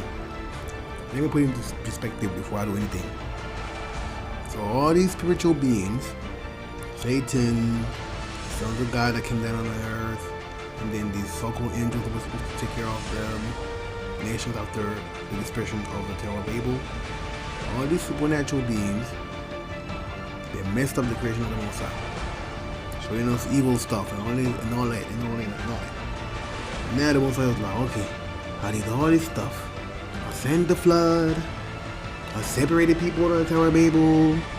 I cast out men from the Garden of Eden. Still ain't working. What I'm gonna do?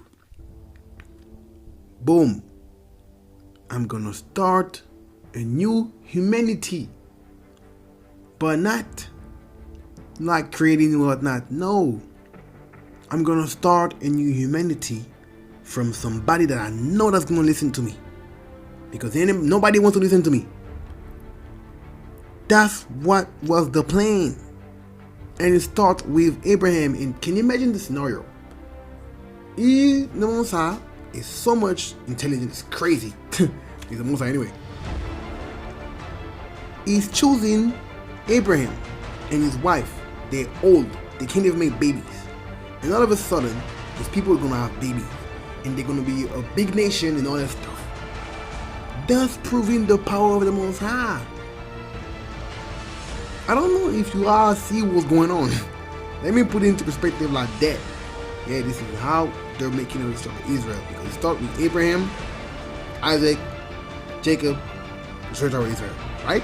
I'm not tripping. Okay. Now, let's dive into the seed of Abraham section.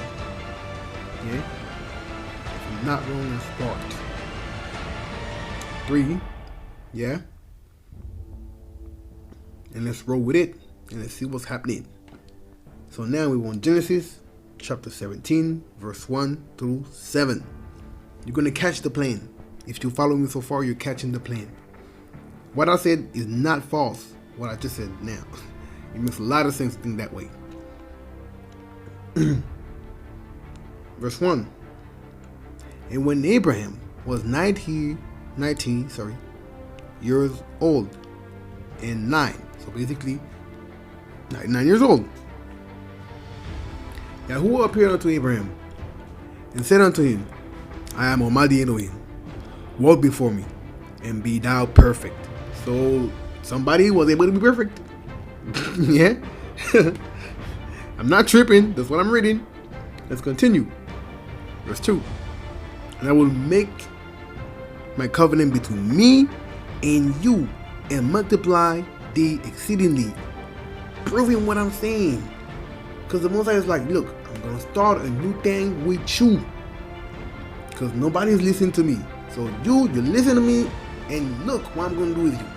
Don't worry. Let's continue. And Abraham fell on his face, and Elohim talked with him, saying, As for me, behold, my covenant is with you, and thou shalt be a father of many nations. So Abraham heard that, and he was on, and he obeyed. And that's the whole purpose of man. Remember what I showed you in the beginning. Doing the commandments of the Most High. Things that we can't even keep right now. Yeah? But we got to at one point. We got to. Our lives are on the line. I'm not playing. Because you don't want to take the second death. First death ain't nothing. Let's continue. Verse 5. Neither shall thy name anymore be called Abram, but thy name shall be Abraham. For a father of many nations have I made you. So that's the covenant. That's the new thing that the YAHUAH was starting now. This new humanity thing. Literally. Yeah? Let's continue. Verse 6.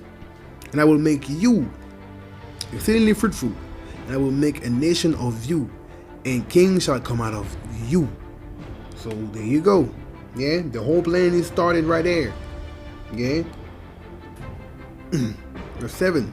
And I will establish my covenant between me and you, and thy seed after you, in their generation, for an everlasting. So that means it's not stopping. You can't stop. Everlasting is forever. Covenant. To be Elohim unto you, and thy seed after you. So that's the plan of the Most High. YAHUAH, the Most High, just wants people to follow him. It's like he's begging us, basically. And he's the Most High. Yeah? Thus, even if you on a deeper level, if I can put that in, yeah, that shows the power of the Most High, because it's so powerful that it's letting us do whatever we want to do when it is able to destroy us anytime. But it's letting us whatever we want to do. It's letting us choose and all that stuff. Yeah. Because look, he's saying, look, I'm gonna make a nation with you, and you'll see it after you and all that stuff. Yeah, you have the choice. Let's continue. You're gonna understand what I'm saying.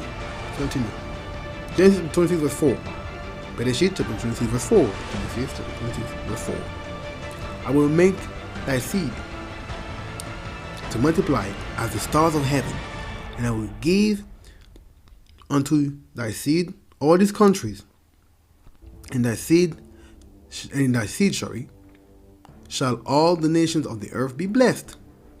So there you go. The Most High is starting this new thing.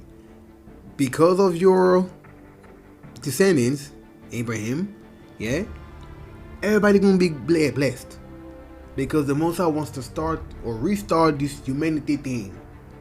His people, that's what he wants to do. He wants the family, basically. He wants people that are not crazy. Literally, you know what I'm saying? People with a normal mind, people that are gonna listen, that's all he wants. Yeah? Does prove my point of the Most High being so mighty that he can let you do whatever you want to do. To the point that he has to come back and start a new thing with a bunch of people, or a handful of people, when he got a whole earth of people. Continue. Yeah, this lesson is deep, y'all. And don't let me get into this philosophy thing of the scriptures, because not my philosophy, but I'm saying philosophy in scriptures. The scriptures has his philosophy too, if you're really, really deep into it. But you gotta read things like Ecclesiastes, Job, and all this stuff. It's lovely. Anyway, so let's continue. Yeah. Excuse me. Genesis 26 verse 5 now. Because that Abraham obeyed my voice and kept my charge, my commandments, my statutes, and my laws, Remember what I showed you in the beginning in Ecclesiastes chapter 12 verse 13. This is the whole conclusion, the whole matter. Keep the commandments of the Most High. This is what you're told. What it matters is you keeping the commandments of the Most High. This is all matters. The rest, we don't care. People that listen to the Most High and do what He says, this is what He wants. That's why He chose Abraham. Not because Abraham is good looking and all that stuff. Because Abraham obeyed. When Most High was said, walk out of your house, he did. He left his dad, and his dad died and all that, but you gotta read these other books. You know what I'm saying? He still listened to the Most High. He believed. And he did. Faith and work. Oh my days. Let's continue. Yeah. James. Yeah. James chapter 2, 1 verse 21 to 23. Was not Abraham our father justified by works? Yeah. And James never contradict Paul. It's just people, they're sick and twisted. Don't worry. Let's continue. So was not Abraham our father justified by works? So when he says our father, you know he's speaking to Israelite, James. So the New Testament was talking to Israelite. Yeah. I'm not saying that people from other nations cannot study and all that stuff, but it was for the Israelite. The other nation, they don't know the Most High. Why would he be writing them? That's what I'm saying. Let's continue. That's common sense. Let's continue. Justified by work. When he had offered Isaac, his son, upon the altar. So remember the story when he was about to kill his own son because YAHUAH asked him to do it, and then boom, he got stopped before he was going to do it and all that stuff. Yeah? By the angel. There you go. That's the story. So thus making you understand that the law is not done away with because Genesis is also the law. Yeah? And my man is quoting Genesis. Literally. He's telling you the story. So it matters to them. Yeah? Let's continue. And the them is the people of the New Testament. Let's continue. Verse 22. Seest that how faith wrought with his work. So faith and work. This is all the most I want. And that's why I'm quoting this thing from the New Testament. And by works was his faith made perfect. So because Abraham believed, he did. Yeah. And this is what the most I want. Because the Israelites, they're the seed of Abraham. Yeah? You know when people like to say, oh, like father, like sons. Yes, sometimes it's true. The Israelites are the seed of Abraham. Yeah, if you want, the seed of Isaac, Jacob, and all that stuff. Yeah? So they're the seed of obedient men. So they're supposed to be obedient themselves. Do you understand now? Let's continue. Verse 23. And the scriptures were fulfilled, which says, Abraham believed Elohim, and it was imputed unto him for righteousness, and he was called the friend of Elohim. Simple. The Most High just wants people to believe and obey. This is not difficult. That's the Most High's plan. Make people obey and believe him. Literally. That's all. I could stop the video here, but I got more. Yeah? So let's continue. Yeah? And let's jump into the making of the tribe of Israel. Yeah? Genesis 22 verse 16. Sorry, verse 18. Yeah? Let's continue. And in thy seed shall all nations of the earth be blessed, because thou hast obeyed my voice. So once again, the Most High just wants obedient people. Come on. You see? Yeah? And I love the fact that people like to say, oh, this verse speaks of the Israelite only. Like, you understand when he says, thou shalt not go unto the other nations or whatnot. But you don't understand when he's saying, in thy seed, there shall all nations of the earth bless. So whatever he's speaking of Israel that could be, or that could fall into sin or whatnot, what do you think about the other nations? They're into sin too. they deserve repentance too. There you go. You can use that in both sense. Anyway, yeah. Let's continue. So the seed of an obedient man, that's the most important thing. That's all I want y'all to catch. Yeah, let's continue. We're diving into the most important part of the scriptures. Yeah. And he gave the covenant of circumcision, and so Abraham begat Isaac and circumcised him the 8th day, and Isaac begat Jacob, and Jacob begat the 12 patriarchs. So here we go. The tribes of Yahshua. Okay?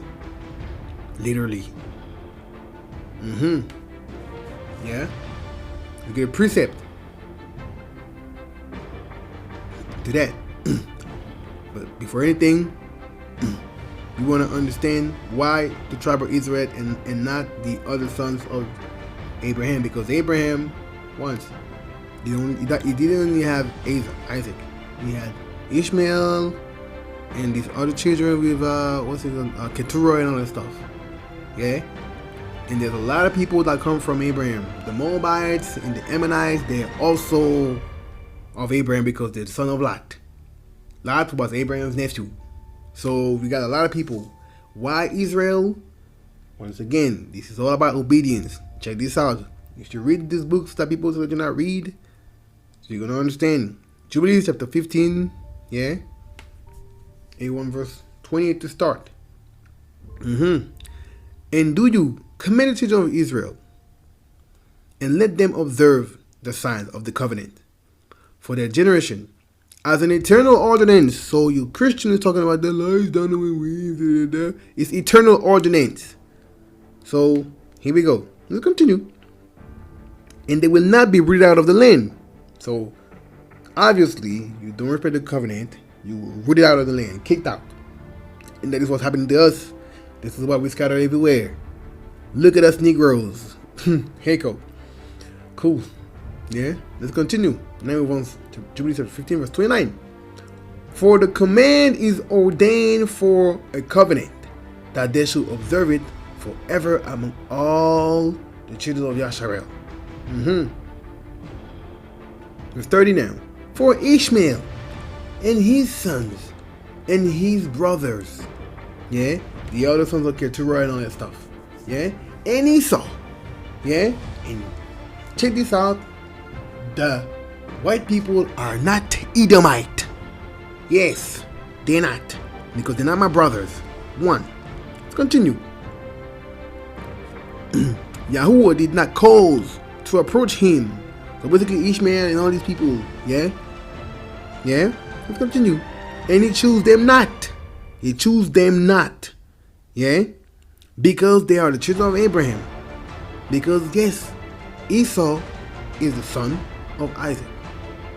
We're not tripping. You know that. Because he's Jacob's brother. Right? Okay. Isaac is the son of Abraham. So if y'all are saying that white people is Edomite, y'all are saying white people are Hebrew. You make no sense. Anyway, let me continue. I don't want to dive that in that. Yeah. City doctrines. Let's continue. Yeah. Children of Abraham. Because he knew them, but he chose Israel, basically Jacob, to be his people. Because Jacob was obedient. If you continue to read the scriptures, I mean, if you read the book of Jubilees, or I think it's in the book of Jacob or Jasher or whatnot, one of them, they're saying that Abraham sat down everybody. Ishmael, Esau and his children, and Jacob and all of these people, and the sons of Keturah and all of them. They sat them down and he said to them, he told them, y'all gotta follow the commandment of the Most High, blah, blah, blah. They said, yeah, don't worry. And boom, Ishmael, Esau, and all of them, they went and worshipped next gods. Today we got Islam, and the Ammonite, they worship next gods too, and all that stuff, and all the others, you know what I'm saying? Keturah's son or whatnot, they all worship this God. The only one that stick to the plan or to the program was Abraham, was Isaac and his son Jacob. That's all. That is why the Messiah showed himself to him. That is, if you follow the Messiah is going to reveal things to you. Or show himself in your life or whatnot anyway. That's what's up. That's why we're a chosen people. Yeah? Not because we're the best or whatnot. Yeah? If you're preaching that, you're a liar. We are chosen because we're obedient. That's what it is. The purpose of tribe of Israel. Yeah? But I just wanted to show this thing about Abraham as well. Yeah? Which is basically diving into the making of the tribe of Israel or whatnot. Yeah?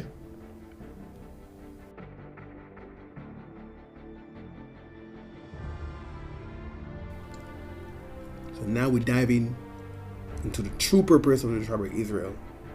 Yeah? And a lot of y'all are going to have a broken heart. Yeah? You Christians, you're going to have a broken heart. And your Hebrew Israelite, yeah, that's talking too much, you're going to have a broken heart. Check this out. 2 Kings chapter 13, verse 23. And YAHUAH was gracious unto them, and had compassion on them, and had respect unto them, because of his covenant with Abraham, Isaac, and Jacob, and will not destroy them, neither cast he them from his presence as yet. He did at the end, so you know. But there you go. That's the whole matter right here. Yeah, the Most High has respect unto you because of your fathers, Abraham, Isaac, and Jacob. These obedient men. Not you, not us, because we're not listening right here, right now, right here. Nah. You see what I'm saying? Yeah? Let's continue. Let us continue. Deuteronomy chapter 14 verse 2. For thou art an holy people. Unto YAHUAH, your Elohim. And YAHUAH has chosen you to be a peculiar people unto himself above all nations that are upon the earth. So people read that and they're like, you see, we're supposed to be the better. Why did he choose you? Explain to me. Let's continue to read. Yeah? Exodus chapter 19, verse 6. And ye shall be unto me a kingdom and a priest, and a holy nation. These are the words which thou shalt speak unto the children of Israel. So right here, the Israelite was supposed to be a kingdom of priests. Not only the Levites, but the Israelite, the children of Israel. They were all supposed to be priests, basically, in the spiritual sense. So now, if you know what a priest is the one that's dealing with the deity. So the one that knows what the God would not wants. So when people would have any problem, they go to the priest. In every single nation, in every culture, this is what it is. You go to the priest if you want to acquire anything from a deity or whatnot. Yeah. So now, if all the Israelites were supposed to be priests, this means that you were supposed to be a priest for these other nations. Got it? So you Hebrew Israelite teaching nonsense out there. First of all, if you already made it this far in the video, that means that you already forgot and threw away all the nonsense that you learned. Yeah? You made it this far. So you're supposed to know. That's the true purpose of the tribe of YAHUSHA right here. Yeah? Let us continue. Let us continue. Isaiah chapter 61 verse 6. But ye shall be named the priests of YAHUAH. Men shall call you the ministers of our Elohim. We shall eat the riches of the Gentiles. Yeah, so now you understand when it says Gentile. Oh yeah, now you know that's the other Gentiles, yeah? Stupid people. Anyway. And in their glory shall ye boast yourself. So, what are we told now? Back it up, precept upon precept. That's what I've been doing the whole video anyway. That's how you can teach. Yeah? You are supposed to be the priest of the Messiah to these other nations. minister of the Most High. So when these other nations are seeing you, they know that you are the children of the Most High. They know that you are the chosen of the Most High. Yeah? You know the Most High. These other nations, they forgot the Most High. That's why Yahshua has been chosen to remind the other nations. Literally. Not because you're good looking and you're the special ones or whatnot. All you are tripping out there. You don't even know the purpose of yourself. Your purpose. Nah, that's terrible. That's terrible. Nah. Real talk. You gotta wake up, man. All you care about is, I want to be the Israelite. I want to be the Israelite because the white man said you were a slave. So now you need to be the Israelite. How about knowing why you are the Israelite? The fudge. Nah, we gotta wake up, man. We gotta do better. And that's the reason why we ain't even doing anything right. We're still not saved. We're still not got the things together. Our things together. Because we're waking up and we just want to be the chosen one. Not doing what the chosen ones are supposed to be doing. I don't like that. I don't like that. I don't like that at all. Let's continue. 1 Peter chapter 2 verse 9. But ye are a chosen generation, a royal priesthood, and a holy nation, a peculiar people, that ye shall shew forth the praises of him who hath called you out of darkness unto his marvelous light. So, one, that's a quote, yeah, from Exodus. Now, we know that Exodus was talking to the Israelites. So, in the New Testament, when you see that, this man is talking to other Israelites. We know for a fact. So you Christians out there talking all these lies, you're the Israelites now. That's not true. He's quoting Exodus right here. Yeah? So he was talking to the Israelite. The other nations, they don't know the Most High. So how could he choose the other nations? For what reason? It's through the Israelite that the other nations, they're going to know the Most High. Let me prove it. But anyway, not for now. Let me continue. The true purpose of the tribe of Israel.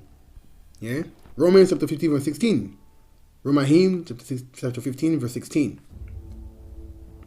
That I should be the minister once again. Yeah? The same thing you've been told in Isaiah. Ministers of Elohim. Paul is saying the same thing here. So he's knowing the same thing in the Old Testament. These people, they were raised on Torah anyway. What is you people talking about? Oh my gosh. Let me continue. Yeah? Should be the ministers of Yahusha Mashiach to the Gentiles, to the people that don't know the Most High. Wherever these Gentiles were, the northern kingdom or whatnot, but these also counts for the real Gentiles. Whatever you want to pull it, or however you want to pull it. Yeah? Let me continue.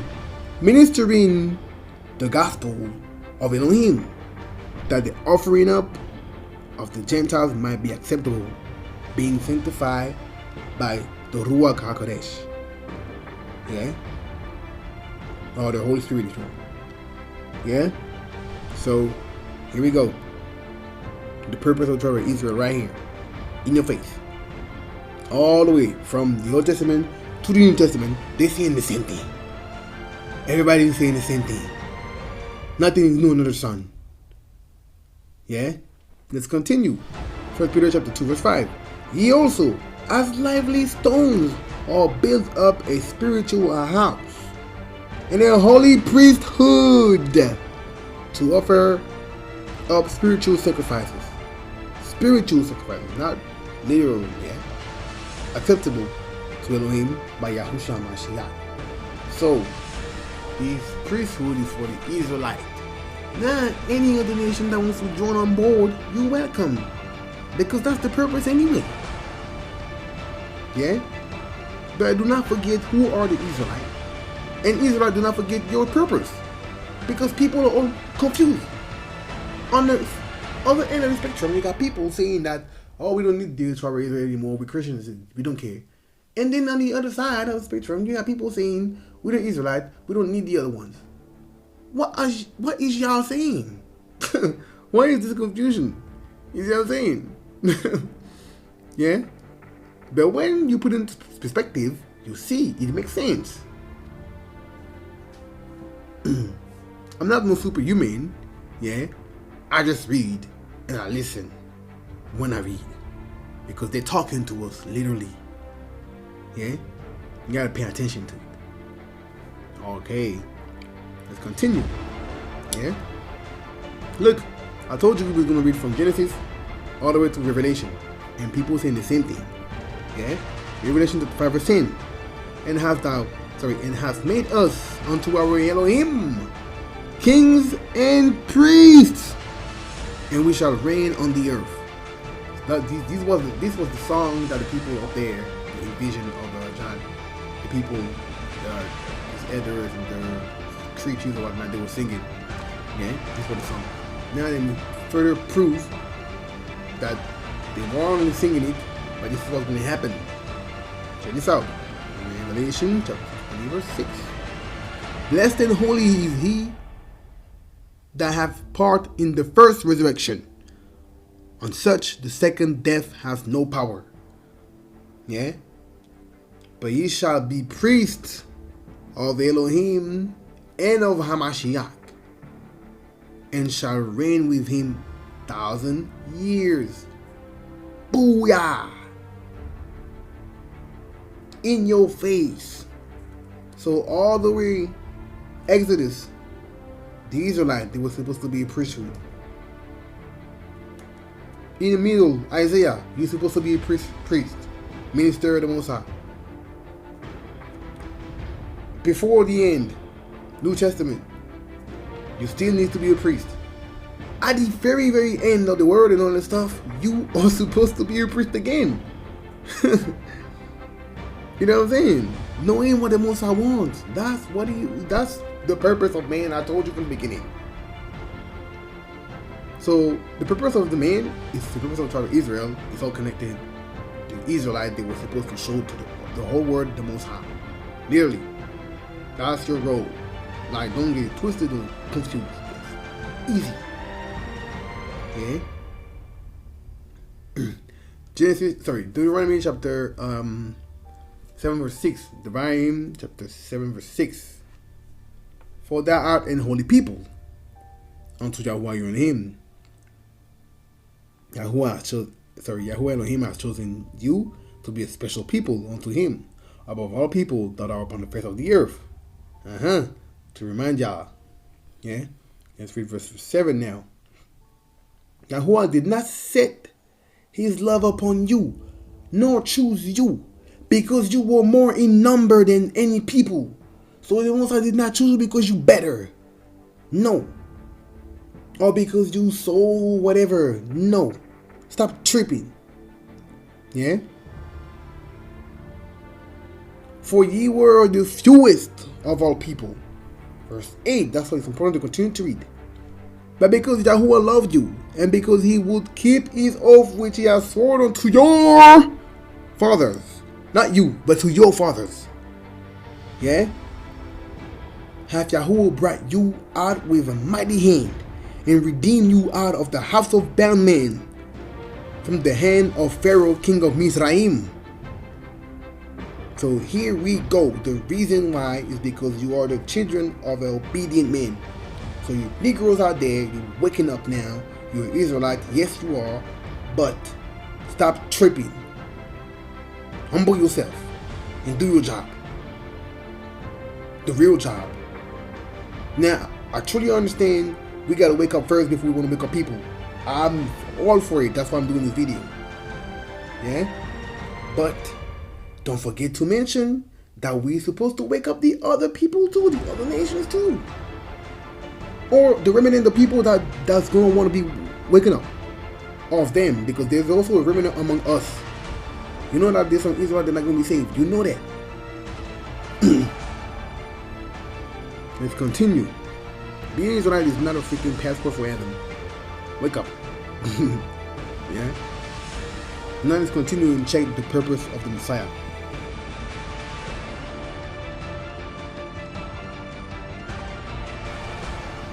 So now, with all the understanding that we have, let's see the role of the Messiah. Okay? I told you we're gonna go through all the scriptures. This is why this video is that long. Yeah? Let's start with the Psalms. Remember the things of old. So let's check from back then. Yeah? It was foretold even before the Psalms, but even in that, we got some lights, yeah, about the Messiah and his nature. And this one is a spike to people. Let's get it. So Tehillim, chapter 147, verse 19 through 20. Psalms 147, verse 19 through 20. We read, He sheweth his word unto Jacob, his statutes and his judgment unto Yisrael. So, his statutes and his judgment is the law. The word of the Most High is also the law.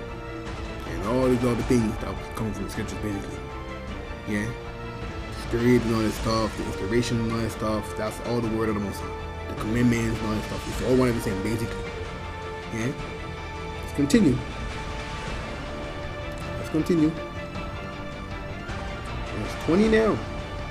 He have not dealt so with any nation. So right here is telling you the word is not for any nation, or was not given this unto any nation. Continue. And as for his judgments, they have not known them. Praise ye YAHUAH. So you're told that these other nations, they don't know the Most High. Yeah? That's why the word was not given unto them. So the word is still the same from beginning on to the end. Yeah? So you know who is the word, you Christians are there. Yeah? Let's continue. Let's continue. Ecclesiasticus, or Sirach, if you want. So Ecclesiasticus, chapter 24, verse 3. So Sirach, chapter 24, verse 3. Yeah? And let's read. I came out of the mouth of the Most High, and covered the earth as a cloud.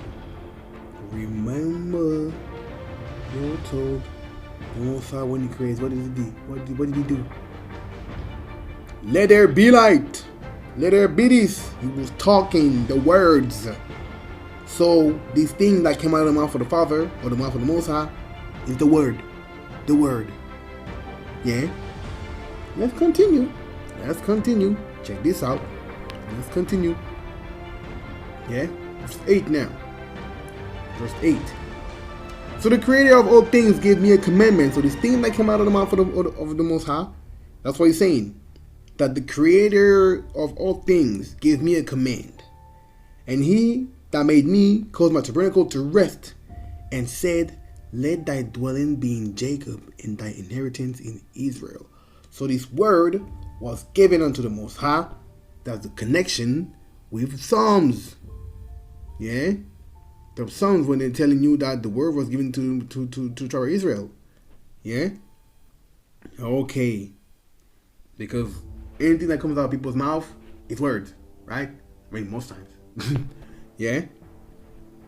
Here we go. You get it. You got it. But let me further prove what I'm saying. Yeah? In the beginning. So John chapter 1 verse 1. For you Christians, that's your Genesis. Yeah? But what you need to understand is that he's quoting from Genesis, but in a deeper sense. Let's read YAHUAH, verse 1 through 1. And some people are going to be pissed off. In the beginning was the word. So remember what my man said. I came out of the mouth of the Most High and covered the earth as a cloud. The word. Okay. In the beginning was the word. And the word was with Elohim. And the word was Elohim. So people out there that got this confused stuff and that can't grasp the idea that the Messiah is the Most High. If the Messiah is the word, you got a big problem right there with that verse. Let's continue. Yeah? Let's continue. Verse 14 now.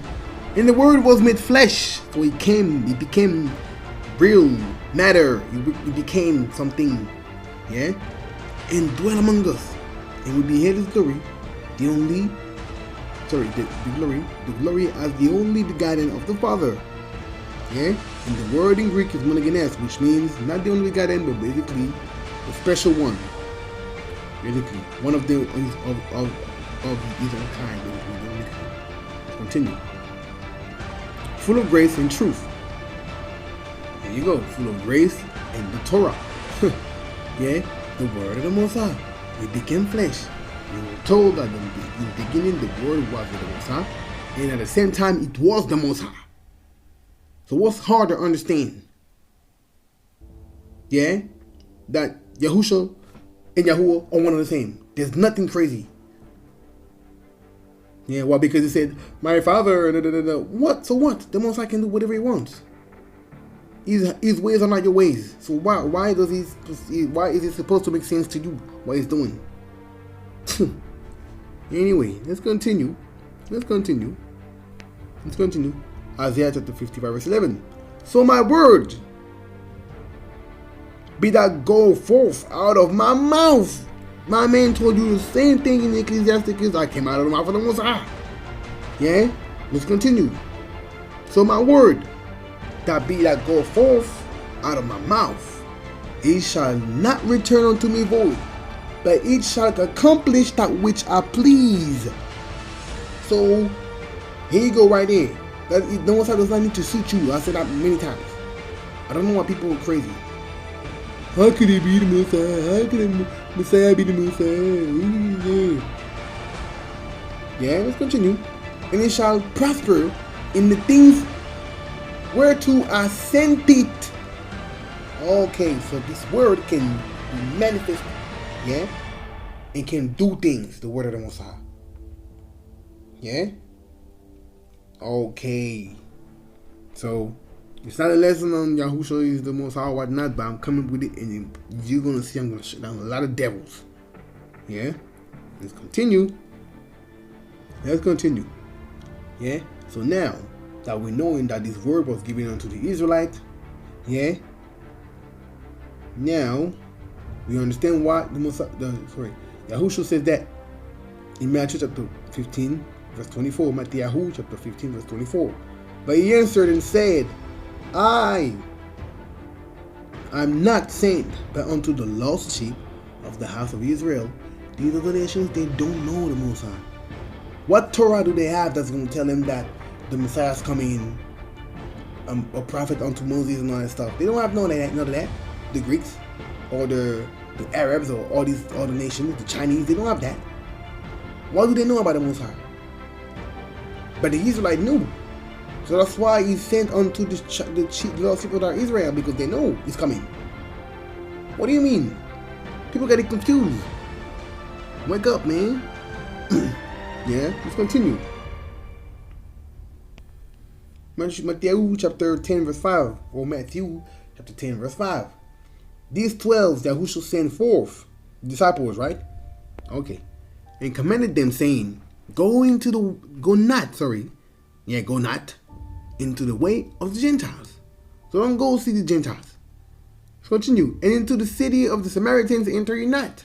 The Samaritans were considered to be mixed race people, basically. Yeah? For the Israelite. Yeah? Let's continue. So your father and where your father is, you better put that in the bin. Yeah? Let's continue. So right here you're told that you should not go to other nations. Literally. Yeah? Let's continue. Matthew chapter 10 verse 6. But go rather to the lost sheep of the house of Israel. The Messiah told you, go to the lost sheep because they know you coming. Yeah, go to the Israelites. They know you coming. Yeah. Go to them or remind them that you coming or whatnot. That's the thing. These other nations, they don't know the Most High. That's why Israel gotta wake up first. We gotta wake up first. And then we can wake up the others. Nation. But we gotta wake up first. But this time he wanted to wake them up. They've been woke up. And they mess up again. Look what we hear now. then we right now gotta wake up. Then we can truly wake up the others. Because if everybody witnessing our distress, like they're witnessing it right now, yeah, they know that we're the Israelite. They just don't want to tell that we're the Israelite. That's all. But they know our situation. The whole world is looking at us. Yeah, so-called Negroes, they're looking at us. They know our situation. We get shut down in the street. We're killing each other and all this stuff. They know it's us. They're not stupid. They just don't want to tell it. But we gotta show that it's us. We gotta fulfill every single box. Not the fact that it's Deuteronomy 28. But the other box is the purpose, our purpose. That's what we gotta do. So wake up now. Wake up, Yahshua. Wake up. Let's continue. Yeah? Let's continue. When the Psalm 47:19. So once again, to remind you, he showeth his word unto Jacob, and his statute and his judgment unto Israel. So once again, he did that unto Israel. Yeah. So the coming of the Messiah is not for everybody, it's for Israel at first. Now, when you embrace the whole thing, you joined the gang. Yeah. I'm not saying that, oh, he cannot save you or whatnot. No. The Messiah can save anybody, but it's people that want to be saved. Here we go. And it is the same. It's the same for an Israelite. Anyway, let's continue.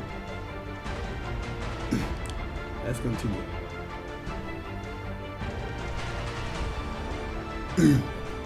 And once again, 20. They have not done so with any nation, not far as the judgments. They have not known them. Praise the YAHUAH. So once again, I just wanted to put that back again. Yeah, I even forgot I put it back. To keep that in their minds, you know what I'm saying? Yeah. So they truly understand. Sometimes you gotta repeat so it makes sense. Yeah? Alright. That being said, let's continue. You see, John 4 verse 22. YAHUAH chapter 4 verse 22. Ye were sheep, ye know not what. We know what we worship. Check this out. For salvation is of the Jews. So the salvation is of the Yahudi. Yeah? The Israelite, basically. Point blank. So these other nations, they don't know. I'm not talking about, I'm Christian, No. These other nations, they don't know. What's up? The chosen one is the Israelite. Now if you have joined the gang, here you go. But don't forget the role of the Israelite. And Israelite, don't forget your own role. Because nowadays you just want to be the Israelite. And not do what the Israelite was supposed to do. What? Because you're saying, we got to get the laws. That's not the whole thing. Why are we keeping the laws? Because we want to show the power of the Most High to these other nations. That's why we're in the curses right now, because it shows the power of the Most High. Obviously. You know what I'm saying? But let's not forget that. Yeah? And let's be fair. That's why I want y'all to be fair. Don't think some next stuff in your head because your camp leaders and your favorite YouTuber is saying it. Think because the scripture says it. Alright. Now, let's dive into the last part. Yeah? The last part of this video.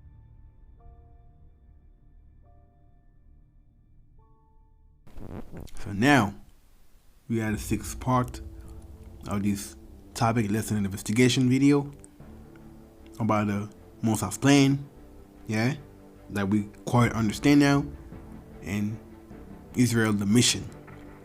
Now, towards the end, and we talk about the end, literally, yeah.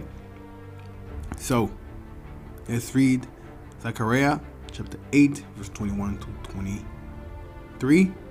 Zechariah chapter 8, verse 21 to 23, or should I say Zechariah chapter 8, verse 20 to 23. And Zechariah was my son's name, so when I say that, I think I'm my naughty little boy.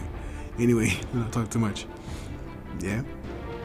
Thus saith YAHUAH of hosts, it shall yet come to pass that there shall come people and the inhabitants of many cities. Let's keep it moving. And the inhabitants of one city shall go to another, saying, let us go speedily to pray before YAHUAH and to seek YAHUAH of hosts, and we'll go. I will go also. So everybody's gonna tell themselves to each other, man, let's worship the Most High. Let's see what's going on. Yeah? Yeah, many and strong people shall come to seek YAHUAH of hosts in Jerusalem, and to pray before YAHUAH. So these other nations, they're gonna come to the Most High to pray YAHUAH. So what is you talking about, you Hebrew Israelite? Yeah? All about, yeah, we're gonna have slaves, everybody gonna be our slaves and all that stuff.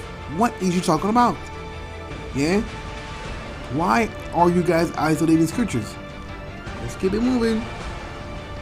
23. Thus saith YAHUAH of hosts, in those days it shall come to pass that 10 men shall take hold out of the languages of all nations, even shall take hold of the skirt of him that is a Yahudi or Jew, saying, we will go with you, for we have heard that Elohim is with you. So at the end, people are going to follow you because they're going to see the Most High with you. Not because I'm the chosen one and people are the Edomites and all this stuff that you guys are saying on the street corners. Yeah? Because YAHUAH is with you. The children of obedient men. The purpose of the tribe of Israel. All the way through the end. Yeah? Let's continue. You want Yeshayahu? Chapter 2, verse 2 through 4. Or should I say Isaiah chapter 2, verse 2 through 4. And it shall come to pass in the last days that the mountain of YAHUAH's house shall be established in the top of the mountain, and shall be exalted above all the hills. Look into it. And all nations shall flow unto it. So he's saying the same thing. They all the prophets, they saw the same thing. Yeah? Everybody gonna want to come to the city of the Most High. I'm not saying that everybody gonna be saved, but I'm saying that everybody gonna come to the city of the Most High. Let's continue. Verse 3. And many people shall go and say, come ye. So let's go, guys. Yeah? And let us go up to the mountain of YAHUAH, to the house of the Elohim of Jacob. Yeah? And he will teach us his ways, and we will walk in his path. So this is what the other nations really want to do, basically. Yeah? All these people talking all that stuff, really and truly, they're looking for a light. Humans, that's our nature. We're looking for a light. But we're so much into darkness sometimes that we can't find the light. And Israel is chosen for this purpose, to show the light. Just like the Messiah came and showed us the way, that's what we got to do now. The Messiah came as a reminder, basically. Literally. Let's keep moving.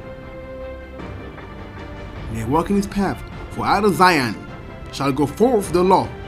So you Christians talking about the law, don't believe you devils. Yeah? At the end, we're still talking about the law.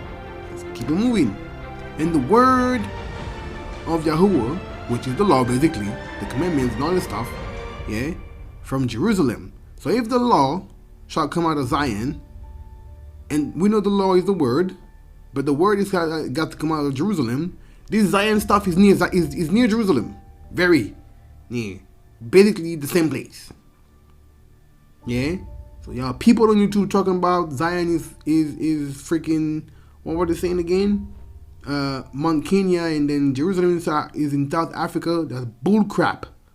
But anyway, I digress. Yeah, I'm coming for y'all. Don't worry, I'm coming. I think I got my eyes on y'all, devils. Verse 4. And he shall judge among the nations. So now we got the whole thing, the whole matter. Let's read. So he shall judge among the nations. So all these people are going to come, but now the Most High is going to judge them. And shall rebuke many people. Here we go. And they shall beat their swords unto the plowshares, and the spears unto the pruning hooks.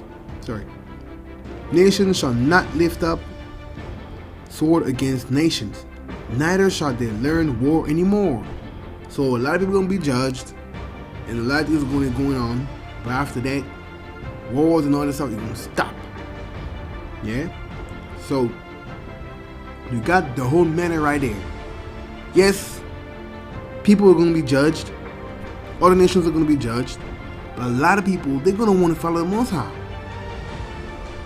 So now it depends on them and what they did in their lives, and you know what I'm saying, and all of the stuff. Yeah, but who are you to say that everybody's going to be condemned and because you're Israelite, you're going to go to heaven? That's not what the scripture says. It's a big time lie. So remember your true purpose, and what is going to happen at the end, it will happen. If he has been told from the mouth of the prophets, that means that was literally the word of the Most High. It will happen. It will happen. Okay. Let's continue. Micah 4, verse 1 through 3. But in the last days it shall come to pass that the mountain of the house of YAHUAH shall be established in the top of the mountains, and it shall be exalted above all the hills. Same thing again it was saying before. Things like YAHUAH or Zechariah if you want. Yeah, same thing. Micah saying the same thing. YAHUAH saying the same thing. Let's continue. Yeah. And it shall be exalted above all the hills, and people shall flow unto it. So he's talking about everybody. Yeah, he's talking about everybody. Yeah. Verse 2. And many nations shall come and say, come, let us go up to the mountain. We heard that before, but it's the same thing saying again. By different people in different years.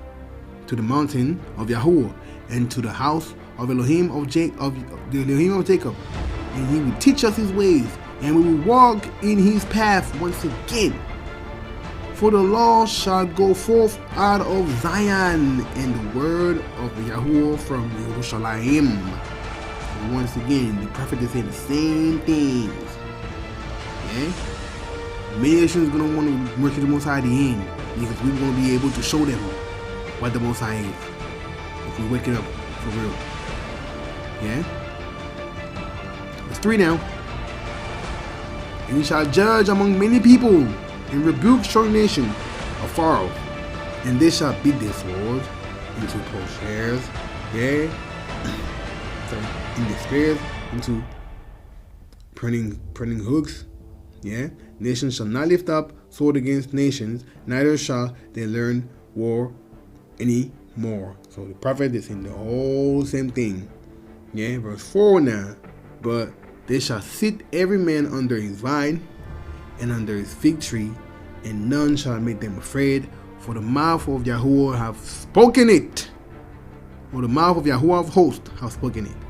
So at the end, yeah, I'm sorry, but there's gonna be some kumbaya stuff going on.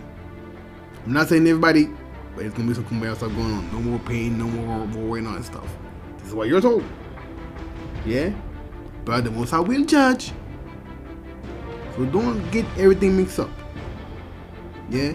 Because I'm telling you right now, you don't want to see the last days. You don't want to see the end. Because this is darkness this day. A lot of horrible stuff gonna happen. As much as we're told there's gonna be some cool thing, people gonna say, yeah, there's gonna be judgment too.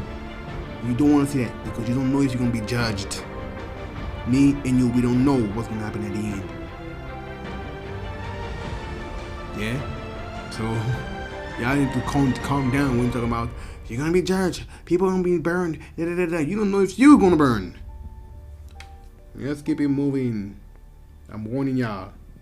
Let's keep it moving. Yeah? Let's keep it moving to the last and very phase of this video.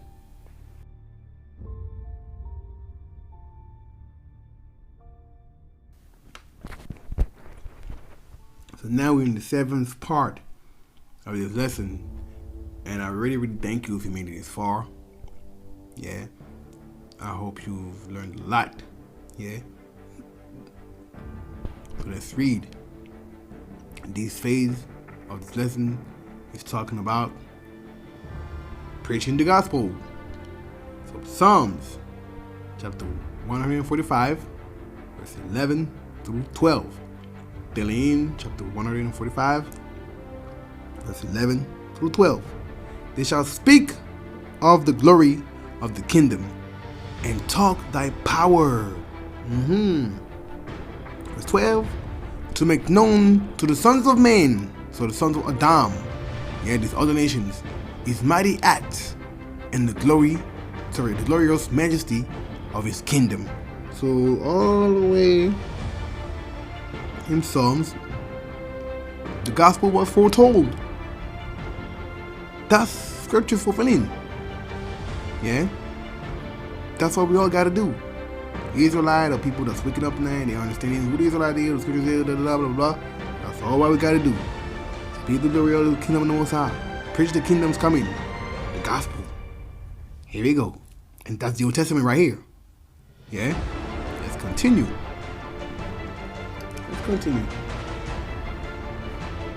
Isaiah chapter 49 verse 6. And he said, it is a light thing that thou shouldest be my servant, to raise up the tribes of Jacob, and to restore the preserved of Yasharel.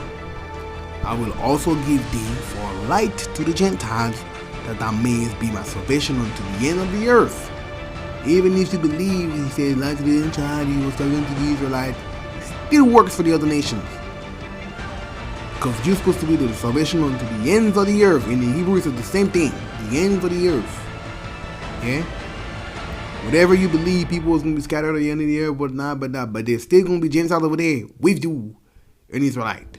So it still works in both things, in both ways, if you want. Yeah?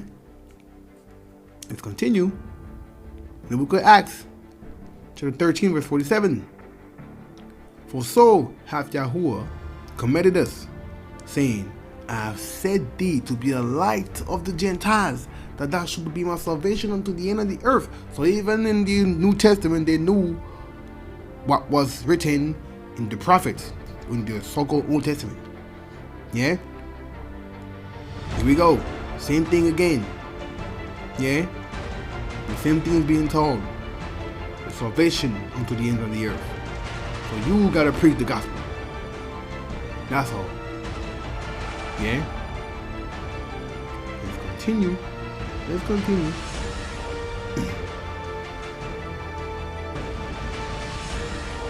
we get the last and only verse for the YAHUAH 24:14 to close up this long video. Yeah. Matthew 24:14. And this gospel of the kingdom, same thing that's been told in Psalms basically to do, yeah? Shall be preached in all the world for a witness unto all nations, and then shall the end come. That being said, Shabbat shalom again. Have a nice day of rest. Probably watching this tonight or whatnot. Yeah. I really hope I've enlightened anybody that's watching this video, and you're making it this far. I'm really, really grateful. Yeah. Thank you very much. And please, anybody that's watching this video, let's do the real work. Let's preach this real gospel. Yeah. Let's do the commandments of the Most High, for it is the duty of all men. That's all that matters. So this was Yah's plan for us to do His commandments. Yeah. The purpose of the Child of Israel, to reinforce that idea, basically. To get rid of the evil caused by these spiritual beings that YAHUAH made, so-called angels. In a nutshell, that's the whole video. And in a nutshell, that's the whole reason why we got the scriptures. Yeah. That's all. And obviously, it's not the only reason, but that's one of the reasons why we got the old scriptures. That being said, thank you. And once again, I hope I really, really, truly enlightened you. And have a beautiful Shabbat day. And I say, to close up, shalom. Or should I say, Shabbat shalom.